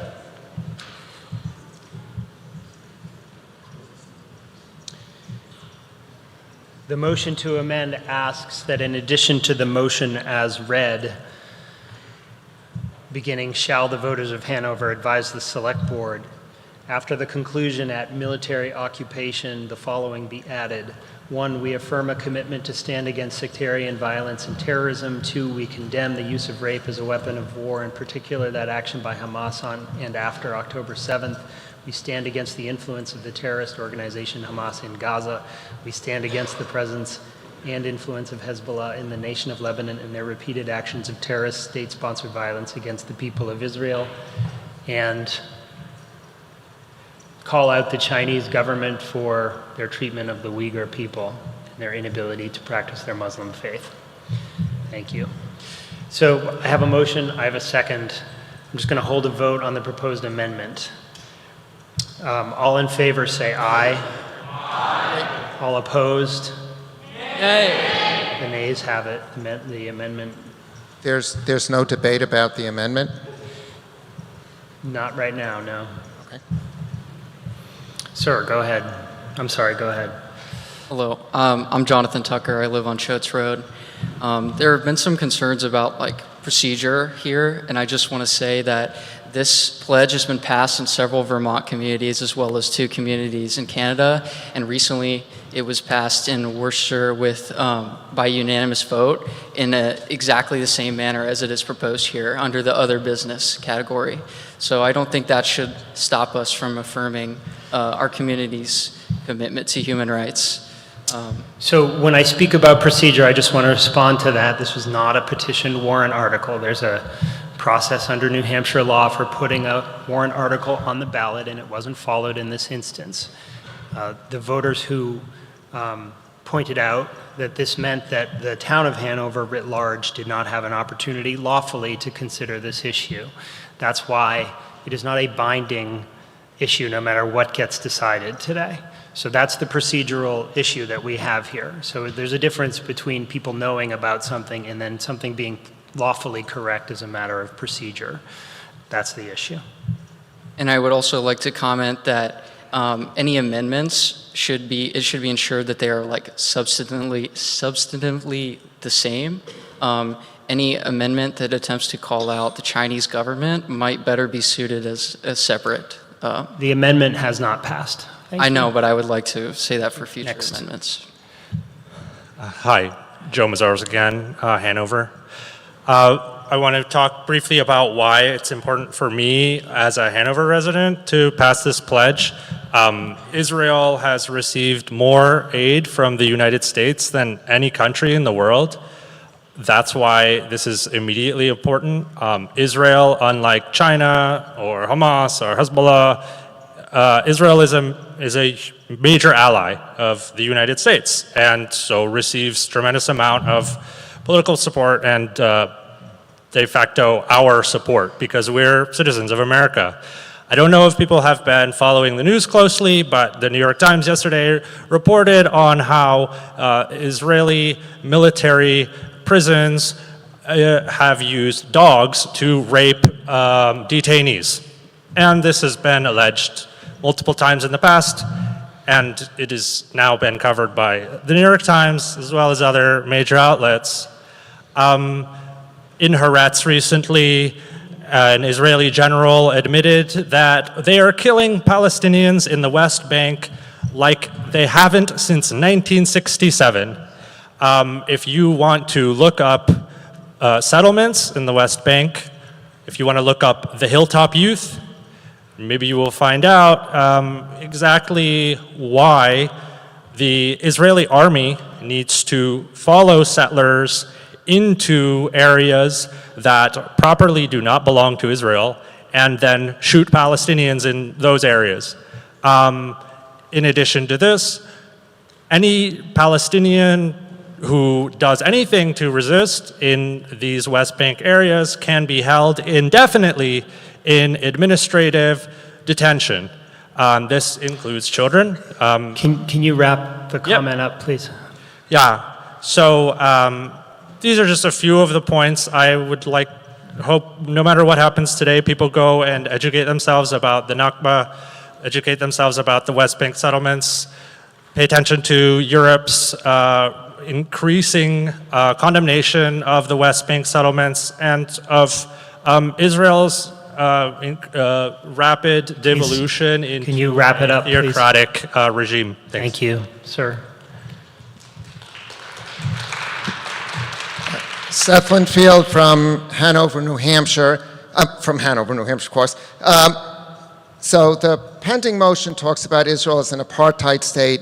I think I'm not going to address an already discredited column by Nicholas Kristof where he quoted some Hamas propagandist. I want to stick to the motion that's pending before the town. Calling an Israel an apartheid state is not accurate under international law, which defines apartheid as a system of domination by one racial group over another, enforced through inhuman acts to maintain that racial rule. Whatever one's criticisms of Israel's policies, Israel is a complex, imperfect democracy in which over 20% of its citizens are Arab, with full political rights, including voting, serving in the Knesset, and on the Supreme Court. Arab professionals lead major hospitals, head university departments, chair large banks, such as Bank Leumi, and serve in senior military positions. Arabic is the official language of the State of Israel, and Arabic language schools, media, and cultural institutions operate freely. But there is an even larger question in the pending motion tonight. Why is it that of all the nations on earth, we single out one small Jewish state in the one place where the Jewish people have a 3,000-year-old continuous history and indigeneity as uniquely illegitimate? Why is it that only the Jewish homeland that is branded by the world's most toxic labels? As the amendment pointed out, real moral courage is universal, not selective. If we care about human rights, we should scrutinize all societies by the same standards, and we should name and resist anti-Semitism in its modern forms, especially when it appears as a demonization and delegitimization of the world's only Jewish state. You don't have to endorse every policy of Israel's government to reject this resolution. You simply have to insist that our town's conscience not be weaponized against one people's right to its ancestral homeland among the family of nations. Thank you. I urge us to vote no. Thank you, sir. Go ahead. Hello. If I start speaking too long, please give me a warning. I'll let you know. A few Go points ahead. I'd like to hit. On the factual issue of apartheid, as Rabbi Seth rightly pointed out, this is labeled under international law. So this is a specific legal term with specific legal constraints. And if we look at the experts who have ruled on this issue, we find that the question of whether Israel is or isn't practicing apartheid is, at this point, more or less settled. You have Amnesty International, you have Human Rights Watch, you have the International Court of Justice ruling that Israel violates the relevant provisions of international law for racial discrimination, alongside which apartheid is classified. But those are all legal classifications, and frankly, the way I see it in this room today, we have a group. Excuse me, you have to address the moderator? Yes, sorry, I apologize. Not the body. We have a group which is already pretty firm in its position to reject this resolution, and a group which is pretty firm. So I want to talk to maybe some of the people who are in the middle here, maybe Hanover residents who, may not immediately see why this is important for their own community. And I would like to point out that unfortunately the reality of the politics we live today is that many issues are being brought interconnected. We can see Palantir's role in arming Israel and being a staunch supporter of Israel. You can look at what the CEO, Alex Karpes, said, and their role in also developing spyware which is increasingly turning the US into a surveillance state, their role in arming ICE and giving ICE technologies which allow it to carry its murderous raids in Minneapolis and in other places. It's very hard, I would say impossible, to extract these companies' commitment to shoving the Palestine issue under the rug, and it's impossible to separate that from all the other issues we have in this country. So if, as a resident of Hanover, you care about ICE's encroachments into our community, if you care about the overreach of certain companies like Palantir and the military-industrial complex, I think this is an issue very naturally, as a resident of Hanover, you should care about. And regarding the, I think, very noble sentiments expressed about the universality of having to condemn injustice, I respect that. I think we had a resolution proposed earlier, which we all voted on in secret, which addressed some of the concerns we're talking about. I think for some people who are on the fence that there shouldn't necessarily be a contradiction between these two amendments. I think supporting Palestinian rights, being against apartheid, is a responsibility all Hanover communities have, in addition to, of course, protecting Jewish students and protecting Jewish communities. So I don't see any contradiction between these 2 points, and I think this is an obligation that we as Hanover residents have to pass this resolution. Thank you. Next. I'm David Kriegsman, live in Topliff Hall. I think first I want to bring up my previous motion to adjourn. I still stand by that this is not the best forum to have this debate. It's not being held in front of the whole town. I'm just going to cut you off on that respectfully. Right now we're considering a different motion, so let's cover that. And then we'll figure out what I'll speak on the substance. Okay. The beginning of the motion says we affirming commitment to freedom and justice, opposing racism and bigotry. I would unequivocally agree. I have always counted myself as a supporter of the peace process. I think we need independent state, but this is not what these motions have shown. Calling the other side settler colonial, denying their claims to live on the land, those are not words of peace, those are words of war. And if this town chooses to vote down a motion condemning Hamas and then vote in favor of this motion, it will show that loud and clear. This is not a vote for universal human rights, but a vote of hatred and discrimination. Thank you. Next. Here. Am I speaking into the mic? You are. Okay. Your name, please, ma'am. I usually don't get up and speak because I'm pretty shy, but I feel very called to speak right now. I'm a 92-year-old Jewish woman, and I am heartbroken about what my people in Israel are doing to the people of Palestine. And yes, a non-apartheid state, but also people, Israelis, Palestinians, standing together to want a homeland where all people can live. And I have this hope that even on the campuses, Palestinian and Jewish people can stand together to claim non-apartheid, that we could all live together. And that's my dream. May it be in my lifetime. Thank you. Next.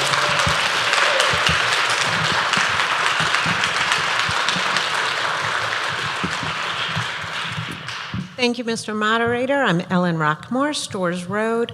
I think what I find troubling about this motion is that it seems an attempt to manufacture an illusion of consensus, when in fact it's obvious that this room is very divided, and it just seems,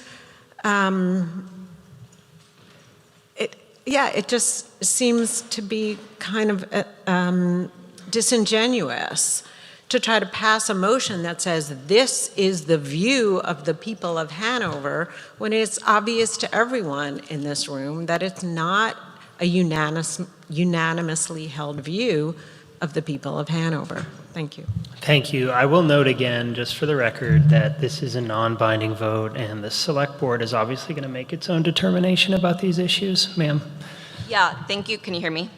I'm Annabelle Patrica. I live on School Street and completely agree with what you just said. This is a suggestion, so I don't know. I'm sorry, I'm not very well versed in the bureaucracy of this, but I think both sides have made very strong continuous points, and I was wondering if any motions can be suggested to conclude this in a vote of any sense. So my plan is for 3 individuals here to speak and then you to speak, ma'am, and then we'll hold a vote. And it'll be by secret ballot using your yellow ballot. Thank you. Go ahead. Hi, my name is Darcy Rockhind. I have 2 points I want to touch on. So the first is just, I'm a descendant of Holocaust survivors who escaped Nazi Germany as children and fought for Israeli independence, and their whole families were killed in the camps. So first of all, the idea of calling them settler colonialists feels really disheartening. But putting that aside, and I just use that to say that like this is really nuanced and like a lot for us to tackle as a community tonight. But the other point I want to touch on is how inspiring this meeting has been as a whole tonight. I was telling one of my friends the amount of times that I heard Democrat, Republican, I could count on one hand. This is a community that works together to get things done, and that is really refreshing in a polarized world and inspiring to me, like as a young person. And I think that we should continue as a community to make sure that this is a place where partisanship doesn't take over, and that we continue to get things done and work as a community and be efficient. So thank you all for inspiring me, and I hope that as a community we can stay unified and not politicize something that that will only divide our community further. Thank you. I'm going to go these 2 and then you to finish out, okay? All right, that sounds good. I'm going to be very quick because I think all of us would rather be in bed, and it's been, as my last count, 3 hours. Instead of actually being home and being asleep, the time of everyone remaining in this room is being wasted, again, for the 2nd year. This resolution is meaningless. Benjamin Netanyahu is not sitting by the phone waiting for the results of the Hanover Town Council. The majority of people here at the start of this meeting have left. I did not see most of the people here when we were voting about the fire truck. The group that will sway this vote was not here for that. This is not representative of the town of Hanover or what the town of Hanover believes. Instead, we are back again 2 years later. There have been no resolutions about any other issues. This continues to be the topic that keeps coming up, and I don't think we as a community can say it's the only one that matters. I have not seen a resolution this year for another very topical issue, for the women of Iran. There has been nothing discussing the rape of teenagers. There has been nothing discussing the murder of 30,000 Iranians between January 8th and 9th. And there has been no talk of this very serious issue occurring at the same time. Is this what we want our town council to be? Run by college students who don't care about the bridge budgets, who don't actually care about any of the other issues we discussed, and who seemingly don't care about human rights, because one issue keeps coming back up at this town meeting and nothing else does. Thank you. Thank you. All right, it's nice to meet you all. My name is Devin Opper, and I'm so sorry. My name is Devin Opper. I am a student at Dartmouth, and first of all, I would like to thank the select board for this really great meeting. As a Dartmouth student, it was really great to learn about local politics, being my first ever town meeting. So you've heard a lot of passionate opinions regarding this issue. Some whose friends and family live there who are directly affected, some who aren't as affected. Regardless of that, I would definitely like to echo Professor Rockmore's point that a lack of consensus within our community is definitely a really important issue for us to kind of consider. I think that Hanover is home to a community of students, faculty, of staff who represent a lot of different backgrounds, who originate from all over the world, and I think it's just a really yeah, a really great community. And I think echoing some of the points that were said previously, I think that this motion has potentially maybe an unintended consequence of dividing our community more than what is needed. And yeah, so I really appreciate you all hearing what we all have to say. And yeah, thank you all so much. Thank you. Last point.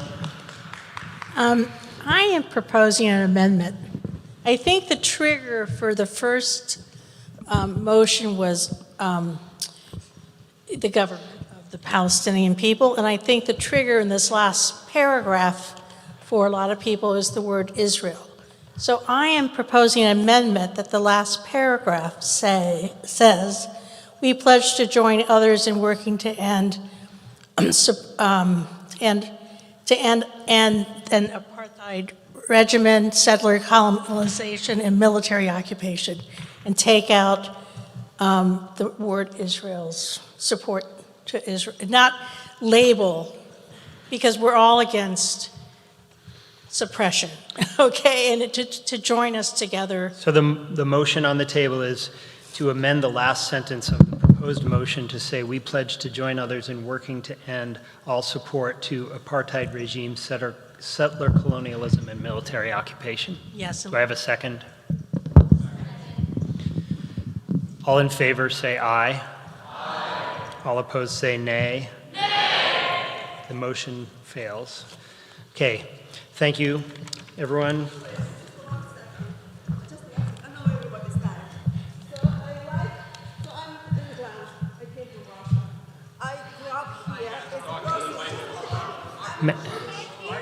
Ma'am. My family, but not because of it I'm here. I like to preserve this. It's a jewelry of United States, Hanover. We should not side with any side, not Jewish, not Palestinians. We should be neutral because it's a place for everybody's here. We have everybody's here who likes to live here, who enjoy the safety of Hanover. If we side with Jewish or Palestinians, everybody will be proud. We stay with these people, we should not take any side. We should be neutral. So everybody will be just enjoying to be here, safety, nice nature around, just to be normal life. We should not join anybody. Please save Hanover. Thank you. Please save for us. Thank you. For everybody So, else. thank you. We're now going to hold a ballot vote using the yellow ballot. If you favor the motion as read, please submit your yes yellow ballot. If you disfavor the motion, submit your no ballot, please. Yep. While that voting is occurring, the second Article 23 motion failed by a vote of 59 no, 37 yes.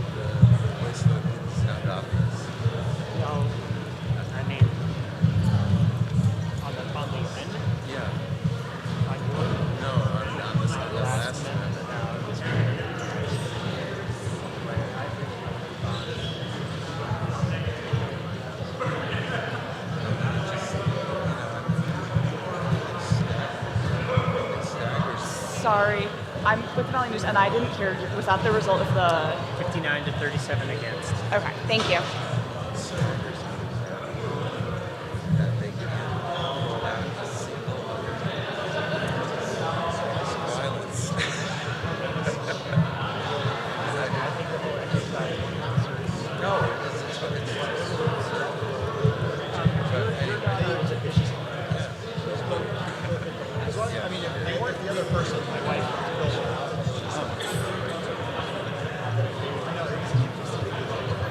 Oh, thank you for your work. I hope I didn't cause too much trouble. This is democracy. It's a complicated thing. Yeah. I get it. Thank you. I am going to admonish people to pass a frickin' petition if they want something like this on the ballot next year. So. Thank you. Thank you. That's all I have, is to thank you No, I for appreciate it. your efforts tonight. Thank you. Not easy night. Double voter. Who's double voting? The gentleman with the green shirt. Two of the yellow ones. And the guy.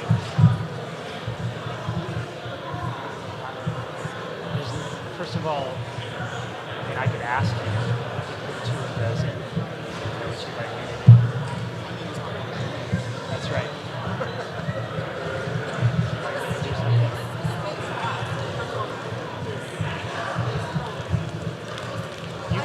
You can go to the select board and communicate directly. You should.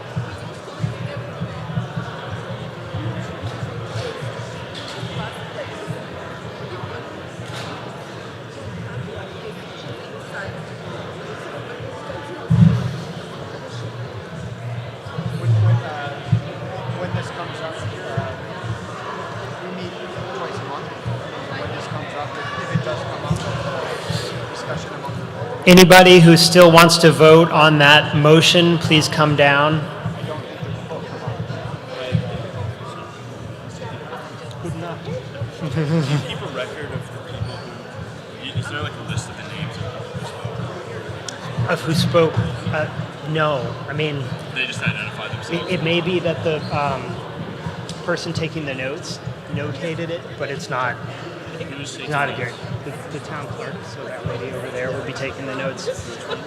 She's got the what I'm here for. Tracy Walsh is her name. I didn't know what to call this, so I called it Article 23B. Right. Yeah, I have second.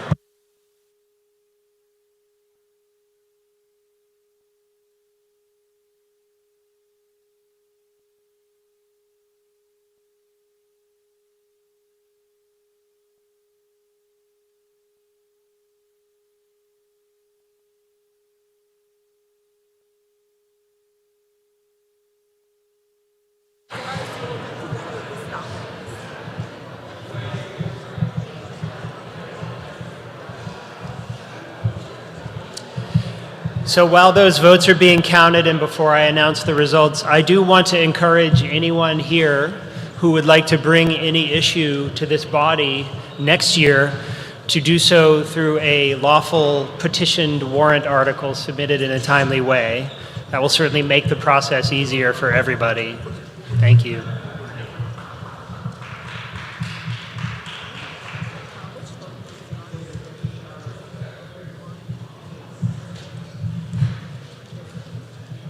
Yeah, that'd be great.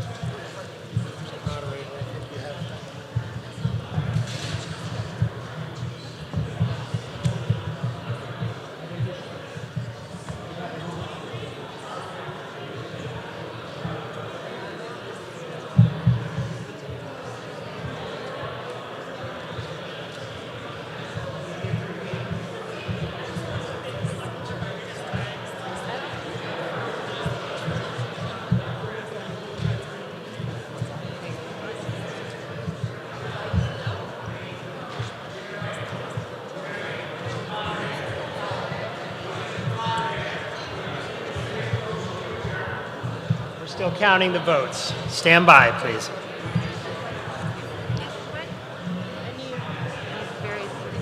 Unlawful? Like, is other business not for So- other business? So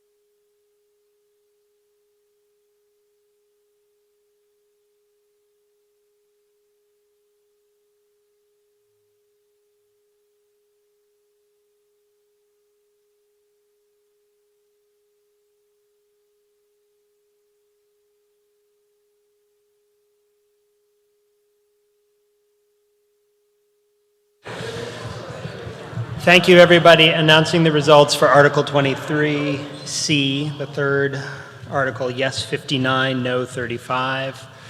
I will entertain final motions. All in favor say aye. Aye. All opposed say nay.